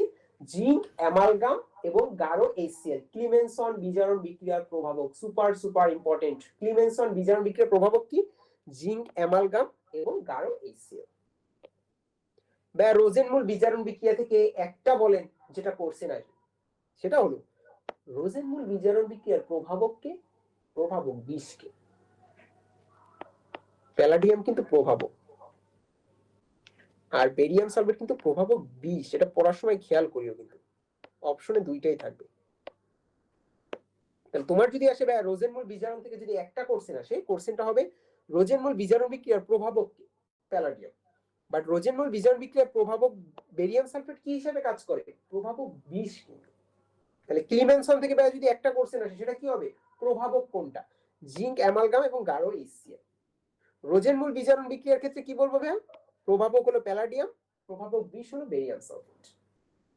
এরপর আসো লাস্ট চারটা বিক্রিয়া। হফম্যান ডিগ্রিডেশন, এটা কিন্তু নামধারী বিক্রিয়া।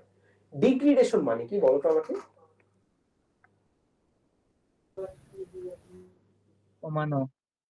কমানো বা ভাঙা বা বিয়োজিত করা, ক্ষুদ্র ক্ষুদ্রাংশকরণ বা ছোট করে ফেলা। তাহলে ডিগ্রিডেশন বিক্রিয়া নাম শুনে বোঝা যাচ্ছে। বলো তো তোমরা নিজেরাই বলো, বেসিক কি বলে? যে বেসিক তো না, মাথায় কি বলতেছে যে ডিগ্রিডেশন এখানে কার্বন সংখ্যা বাড়বে নাকি কমবে? কমবে। এই যে বিক্রিয়া, আমরা বিক্রিয়া পড়ার সময় এগুলো ডিটেইলস পড়ি, বাট দেখো এই যে মাঝখানে CO আছে, এটা টুক করে বাদ হয়ে যায়, যা থেকে যায় CH3NH2, ওইটাই কিন্তু উৎপাদ। তাহলে মাঝখান দিয়ে একটা কার্বন কিন্তু হাওয়া হয়ে গেছে। এই জন্য এই বিক্রিয়াকে বলা হয় হফম্যান ডিগ্রেডেশন। ডিগ্রেডেশন মানে কার্বন সংখ্যা হ্রাস পেয়েছে।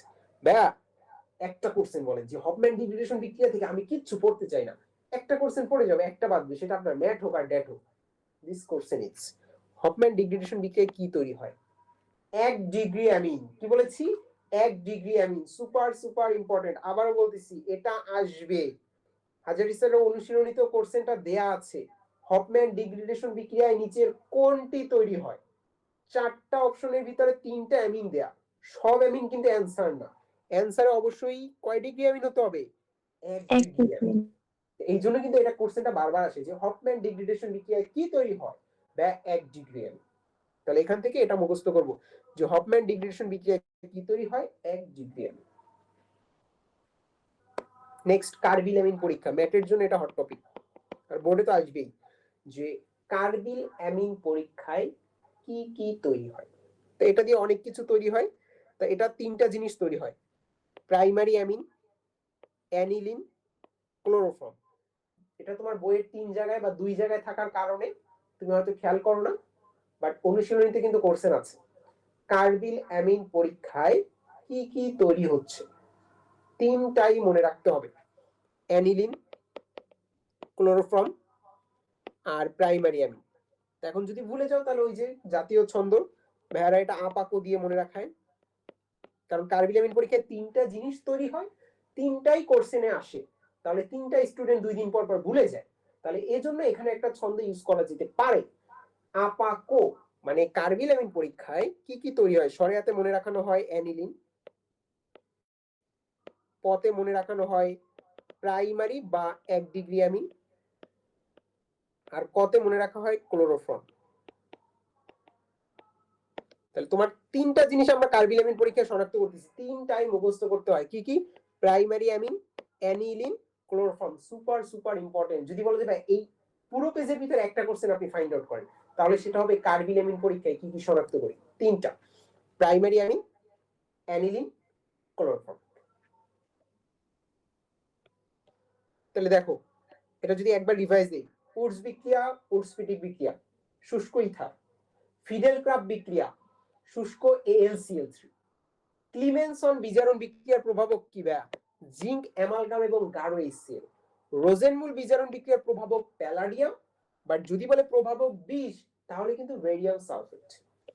হফম্যান ডিগ্রেডেশন বিক্রিয়া থেকে একটা কোশ্চেন আসলে আসবে কি তৈরি হয়? 1 ডিগ্রি অ্যামিন বা প্রাইমারি অ্যামিন। কার্বিল অ্যামিন পরীক্ষা থেকে কি কোশ্চেন আসবে? কোশ্চেন আসবে কি কি শনাক্ত করি? 3টা জিনিস: Apako, aniline, primary amine, chloroform. এরপর এই লাস্ট 2টা বিক্রিয়া হলো আমার ঝামেলা ছিল স্টুডেন্ট লাইফে, বাট কোশ্চেন হাজারী স্যারের অনুশীলনীতেও আছে। কোপ বিক্রিয়া, রাইমার টাইম্যান বিক্রিয়া। কি বলেছি? 2টা বিক্রিয়া, একটা কোপ বিক্রিয়া আর একটা রাইমার টাইম্যান বিক্রিয়া। খেয়াল করো তো, দুটোটাই ফেনো, সেম, কিন্তু মাঝখানে লেখা মোটামুটি সেম, বাট যে প্রোডাক্টটা আপনার তৈরি হয়েছে, এটার দিক তাকান, এটার দিক তাকান, 2টার উৎপাদ কিন্তু আলাদা। এই জন্য বিক্রিয়ার নামও আলাদা, একটা কোপ বিক্রিয়া আর একটা রাইমার টাইম্যান বিক্রিয়া। কোশ্চেন আসে কোপ বিক্রিয়ায় নিচের কোনটি তৈরি হয়? রাইমার টাইম্যান বিক্রিয়ায় নিচের কোনটি তৈরি হয়? তাহলে এখন তুমি দেখো 2টা নাম কিন্তু সেম। কোপ বিক্রিয়ায় তৈরি হয় স্যালিসাইলিক অ্যাসিড, বাট রাইমার টাইম্যান বিক্রিয়ায় তৈরি হয় স্যালিস অ্যালডিহাইড। তাহলে 2টা কিন্তু আলাদা। কোপ বিক্রিয়ায় স্যালিসাইলিক অ্যাসিড তৈরি হয়, বাট রাইমার টাইম্যান বিক্রিয়ায় স্যালিসঅ্যালডিহাইড তৈরি হয়। এখন আমি আপনাকে যতই পড়াই, আপনি 3 দিন পরে আল্লাহর নাম নিয়ে এটা অবশ্যই অবশ্যই ভুলে যাবেন, এবং পরীক্ষার আগের রাতে আপনি রিভাইজ দেওয়ার সুযোগও পাবেন না, এটা হবে। তাহলে পরীক্ষার হলে ভাই ভুলে গেলে কি করব? তুমি একটু টেকনিক্যাল ওয়েতে মনে রাখবা। কিভাবে মনে রাখবা? আগের যারা স্টুডেন্ট আছে তোমাদের আদৌ কি মনে আছে? তো অনেক আগে পড়াইছি। নেহা বলো তো যে কোপ বিক্রিয়ায় কি তৈরি হয় আর রাইমার টাইম্যানে কি বিক্রিয়ায় কি তৈরি হয়? অনেক আগে পড়ছো, মনে রাখার কি কোনো টেকনিক ছিল? হ্যাঁ, ক দিয়েছিল স্যালিসাইলিক অ্যাসিড তৈরি Good. হবে। ক মানে ফার্স্টের ক আর লাস্টের ক। এটাকে বলে কিন্তু রেসিডুয়াল নলেজ, যেমন জৈব যৌগ পড়াইছি কিন্তু অনেক আগে, বাট ওই যে টেকনিক দিয়ে মাথায় রেখেছে এখনো আছে, তার মানে কিন্তু পরীক্ষার দিনও পারবে, ম্যাটের দিন আসলেও পারবে। এটাকে বলি রেসিডুয়াল নলেজ। আমার পড়ার টোটাল প্যাটার্নে দেখবে যে রেসিডুয়াল নলেজ বাড়াতে হবে, কারণ পরীক্ষার আগের দিন আপনি ওইগুলো রিভাইজ দেওয়ার টাইম পাবেন না। রাস্তাঘাটে দেখা হবে, জিজ্ঞেস করলে পারতে হবে, যেগুলো পারবা ওটাই রেসিডুয়াল। তাহলে কোপ বিক্রিয়ায় ক আছে, তাহলে মনে রাখবা কোপ বিক্রিয়ায় ক আছে, তাহলে স্যালিসাইলিকের লাস্টে ক আছে, তাহলে কোপ বিক্রিয়ায় তৈরি হয় স্যালিসাইলিক অ্যাসিড। বাট রাইমার টাইমান বিক্রিয়ায় দেখো লাস্টে হলো ক নাই, স্যালিসালডিহাইড। তাহলে কখন স্যালিসাইলিক অ্যাসিড আর কখন স্যালিসালডিহাইড, এই দুইটার ভিতরে কনফিউজ হয়ে যায় স্টুডেন্ট। এভাবেই মনে রাখবা, কোপ বিক্রিয়ায় স্যালিসাইলিক অ্যাসিড, রাইমার টাইমান বিক্রিয়ায় স্যালিসঅ্যালডিহাইড। বলো ই দিয়ে যে ইশরাক, তুমি বলো যে এটা বুঝছো কি বুঝো নাই, কোপ আর রাইমার টাইমান। জি ভাইয়া বুঝছি। বলো তো, মনে করো কোপ বিক্রিয়ায় কি তৈরি হয়, স্যালিসাইলিক অ্যাসিড না স্যালিসালডিহাইড? Salicylic acid. কিভাবে মনে রাখবো? কোপের ক আর স্যালিসাইলিকের শেষের ক।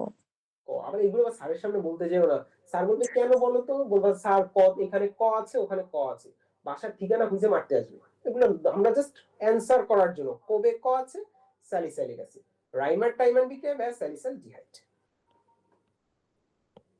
এরকম অক্ষর দিয়ে পড়লে এটা, এই সিস্টেমটা আমি হলো শিখেছি হলো ডাক্তার হাবিবুর রহমান সিয়াম ভাইয়ের কাছ থেকে। যে অক্ষর দিয়ে কিন্তু অনেক কিছু মনে রাখা যায়। যেমন তোমার বইয়ে টোটাল জৈব যৌগে পার্থক্যকারী বিক্রিয়া আছেই 4টা, অ্যালকোহল আর ইথার, অ্যালডিহাইড আর কিটোন। আর ডিগ্রি দিয়ে 2টা, 1 degree 2 degree 3 degree alcohol, 1 degree 2 degree 3 degree amine. তা আমার বিশ্বাস আমার অফলাইন স্টুডেন্ট যারা আছে ওদের ঠুটস্থ হয়ে যাওয়ার কথা। এই 4টা পার্থক্যকারী বিক্রিয়া তোমার পরীক্ষার হলে আসে, যে অ্যালকোহল আর ইথারকে আপনি কি দিয়ে পার্থক্য করবেন, এটা আমরা পরে ডিটেলস পরীক্ষা যখন বইয়ের ভিতরে যাব তখন বুঝতে সুবিধা হবে কিভাবে পার্থক্য করি। বাট মুখস্থ করতে হবে PCl5 দিয়ে। কি দিয়ে? PCl5। অ্যালডিহাইড কিটোন কি দিয়ে? টলেন বিকারক ফেলিং দ্রবণ। এটা অনেকে পরীক্ষার হলে ভুল করে দাগায় আসবে 2,4-DNP টেস্ট।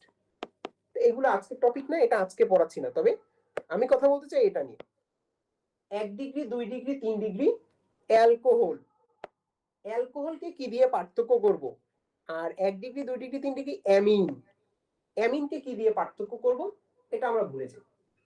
এবং সব থেকে মজার বিষয়, আমি যেবার বোর্ড পরীক্ষা দিয়েছি 19 সালে যশোর বোর্ডে কোশ্চেন ছিল যে 1 ডিগ্রি 2 ডিগ্রি 3 ডিগ্রি অ্যামিনকে পার্থক্য করে কি দিয়ে। আমি তো ওই যে পরীক্ষার আগের দিন রাতে আল্লাহর নাম নিয়ে যোগাযোগ করতে পারি নাই। এখন রিভাইজ না দিলে তো পরের দিন ফিডব্যাক দিতে পারবো না, কারণ আমাদের সময় এরকম ভেড়া ধরে ধরে কোর্সেন ধরে ধরে 12 পেজের শীট, এই ট্রেন্ড ছিল না। যদি এইভাবে স্পুন ফুড করার কারণে তোমাদের ক্যাপাবিলিটি চিন্তা করার ধারণা কমে যাচ্ছে, বাট এভাবে তো বুঝিয়ে দিত না। তখন আমি পরীক্ষার হলে তো পাজেল, কিসের ডিগ্রি, আমাকে কেউ বলেই না যে ডিগ্রি 2টা আছে এভাবে মনে রাখতে হয়। বাট সামহাও আমি দাগাইছি, নাইট্রাস অ্যাসিড দাগাইছি, আন্দাজে দাগাইছি, যদি হয়ে গেছে। But 1 degree 2 degree 3 degree amine আর 1 ডিগ্রি 2 ডিগ্রি 3 ডিগ্রি অ্যালকোহল, এই 2টাই ডিগ্রি আছে তোমার পার্থক্যকারী। তাহলে অ্যালকোহলের লাস্টে যেহেতু ল আছে, তুমি মনে রাখবা অ্যালকোহলকে পার্থক্য করি লুকাস বিকারক দিয়ে। কি দিয়ে? লুকাস বিকারক, যেহেতু 2টা ল আছে।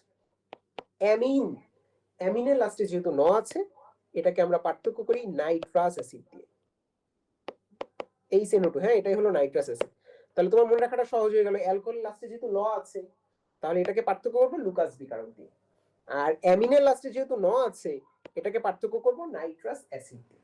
আর হাজারি স্যারের বোর্ড কোর্সেন অনুশীলনীতেও দেয়া আছে লুকাস বিকারকের সংকেত নিচের কোনটা।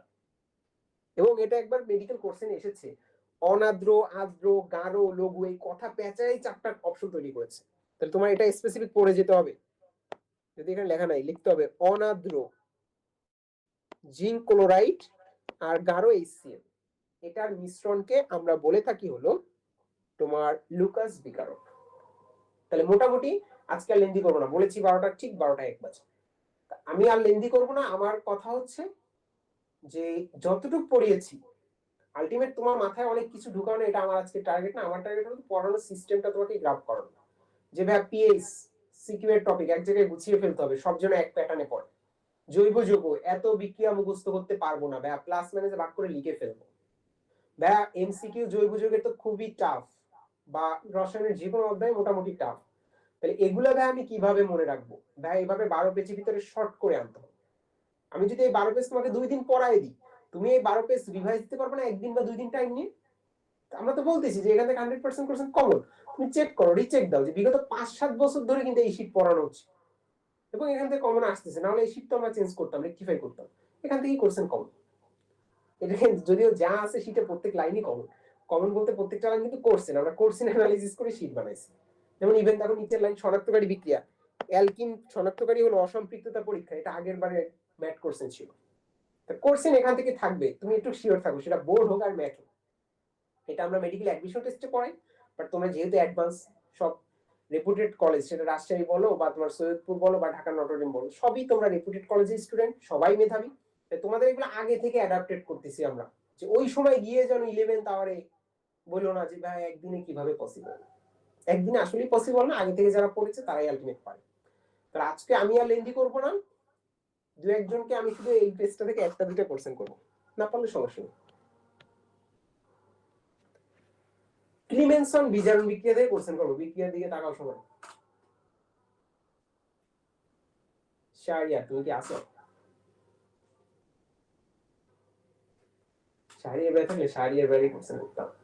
অন্তরা সাহা তুমি একটু আনমিউট করবে।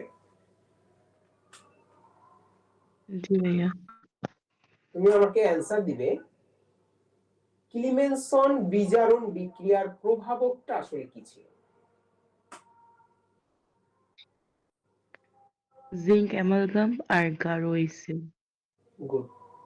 এবং এটা তুমি পারবে না, সেটা হলো লুকাস বিকারকের সংযুক্তিটা বলবা বা সংকেতটা বলবা।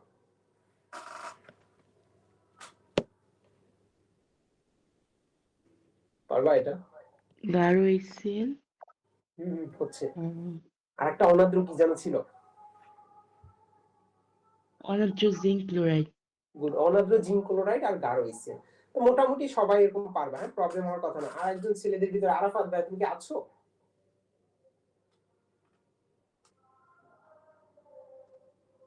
আরাফাত মাঝে ডিসকানেক্ট হয়ে যাচ্ছিল, তারপর আবার আরেকজন বুশরা, মেবি বুশরা নাকি যেন ডিসকানেক্ট হয়ে যাচ্ছিল না? মারিয়াম বিনতে বুশরা বা এমন কিছু একটা নাম ছিল তোমার। স্নেহা নামে আরেকজন আছে। স্নেহা তুমি একটু আনমিউট করো তো আপু। বুঝছো কি তুমি ক্লাসের টপিক? জি ভাইয়া বুঝছি। তুমি কি ওরিয়েন্টেশন ক্লাসে ছিলে? জি ভাইয়া ছিলাম। ওকে, তুমি তোমাকে একটা কোশ্চেন ধরি, তুমি লাস্ট, পারলে আর কাউকে ধরবো না, আর তুমি যদি না পারো তাহলে আরেকজনকে ধরবো। তুমি আমাকে বলবা, কি বলবা, তুমি বলো কোথা থেকে কোশ্চেন করবো। ভাইয়া আপনার ইচ্ছা, তুমি আমি আমাকে চেষ্টা বলবা করবো আর কি। ফিডেল ক্রাব অ্যালকাইলেশন বিক্রিয়ায় কি তৈরি হয়? আহ, শুষ্ক আর হচ্ছে AlCl3। আচ্ছা ঠিক আছে, এটা হলো প্রভাবক ছিল। ফিডেল ক্রাব অ্যালকাইলেশন বিক্রিয়ার প্রভাবক শুষ্ক জি ভাইয়া। AlCl3। তবে যদি তোমাকে স্পেসিফিক ভাবে বলে দেয় যে ফিডেল ক্রাব অ্যালকাইলেশন বিক্রিয়া কি তৈরি হয়, তৈরি হলে কিন্তু অ্যান্সার দিবে টলুইন। কি বলেছি হ্যাঁ বলো জি তো? ভাইয়া। তৈরি হয় বললে কিন্তু টলুইন লাগাতে হবে। Okay fine. জি ভাইয়া। রোজা তুমি লাস্ট ম্যান, তুমি আমাকে অ্যান্সার দিবে যে কি দেবে, সেটা হলো একটু কঠিন হয়ে যায়। টলুইন তৈরি হয়, আমরা ওই এক পেজের ভিতরে পড়েছি, আরো একটা বিক্রিয়া ছিল যেখান থেকে টলুইন তৈরি হয়, ওটার নাম বলবে, বিক্রিয়াটার নাম। ভাইয়া উডস ফিটিক। বাহ, থ্যাঙ্কস। তাহলে মোটামুটি এতটুকু। কারো যদি কোনো কোশ্চেন থাকে বলতে পারো। শাহরিমিন সাদি, তোমার পুরো পরের নামটা দেখা যাচ্ছে না। শারমিন সাদি, শারমিন আনমিউট করো। জি ভাইয়া। তুমি কি ক্লাসের টপিক বুঝতে পেরেছো বলো তো?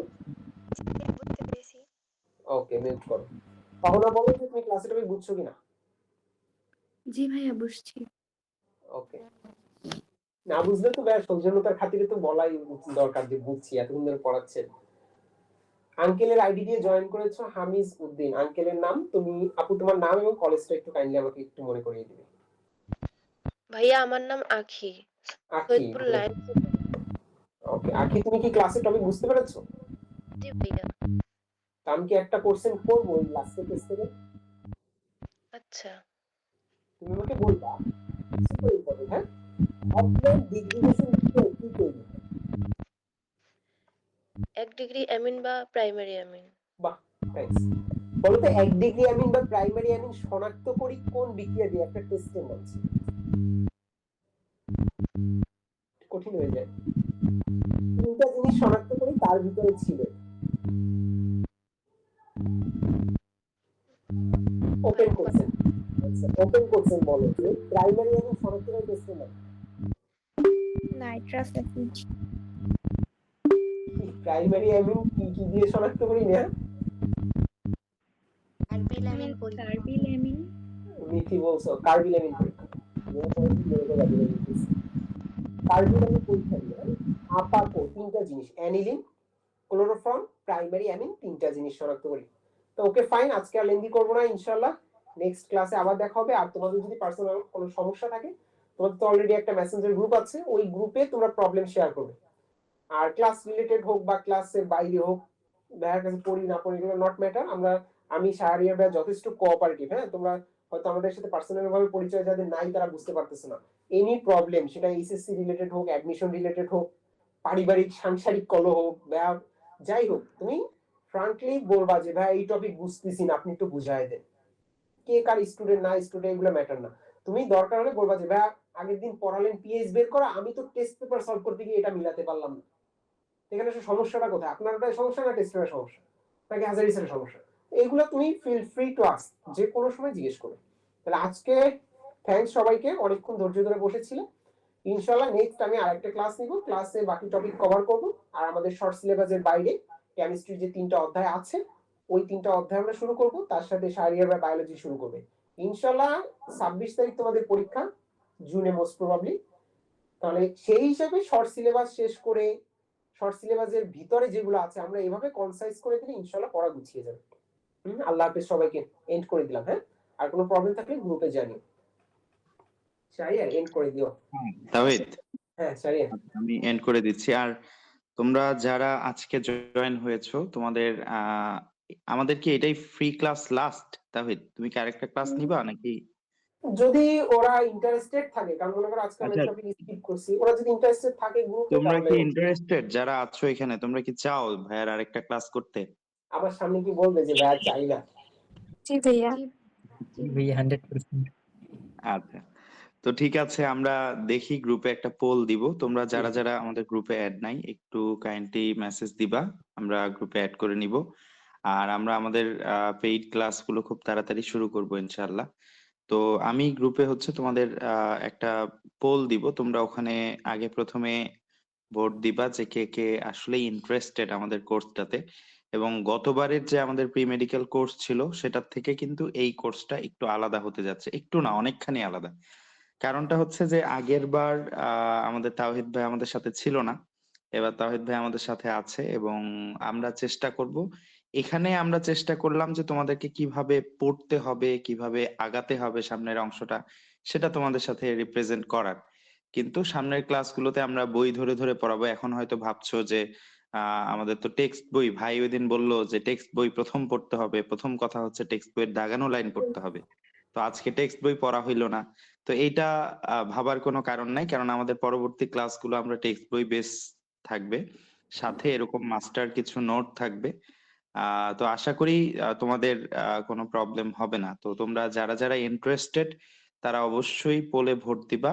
এবং আমরা খুব তাড়াতাড়ি, হয়তোবা এই মাসের শেষে, এই মাস তো 28 তারিখ, তো হয়তোবা এই মাসের শেষে অথবা 1 তারিখ থেকেই আমরা আমাদের পেইড ক্লাস শুরু করে দিব। ঠিক আছে? আচ্ছা, ঠিক আছে, তাহলে ধন্যবাদ সবাইকে আমাদের সাথে থাকার জন্য। আচ্ছা, অনেকক্ষণ ধৈর্য ধরে সবাই বসেছিল। আচ্ছা ভাই, আল্লাহ ঠিক হাফেজ। আছে, আপনাদের গ্রুপে আল্লাহ হাফেজ। কন্টিনিউয়াস কানেক্টেড থাকবে। আল্লাহ হাফেজ, এন্ড করে দিলাম। আসসালামু আলাইকুম। ওয়ালাইকুম আসসালাম। ওয়ালাইকুম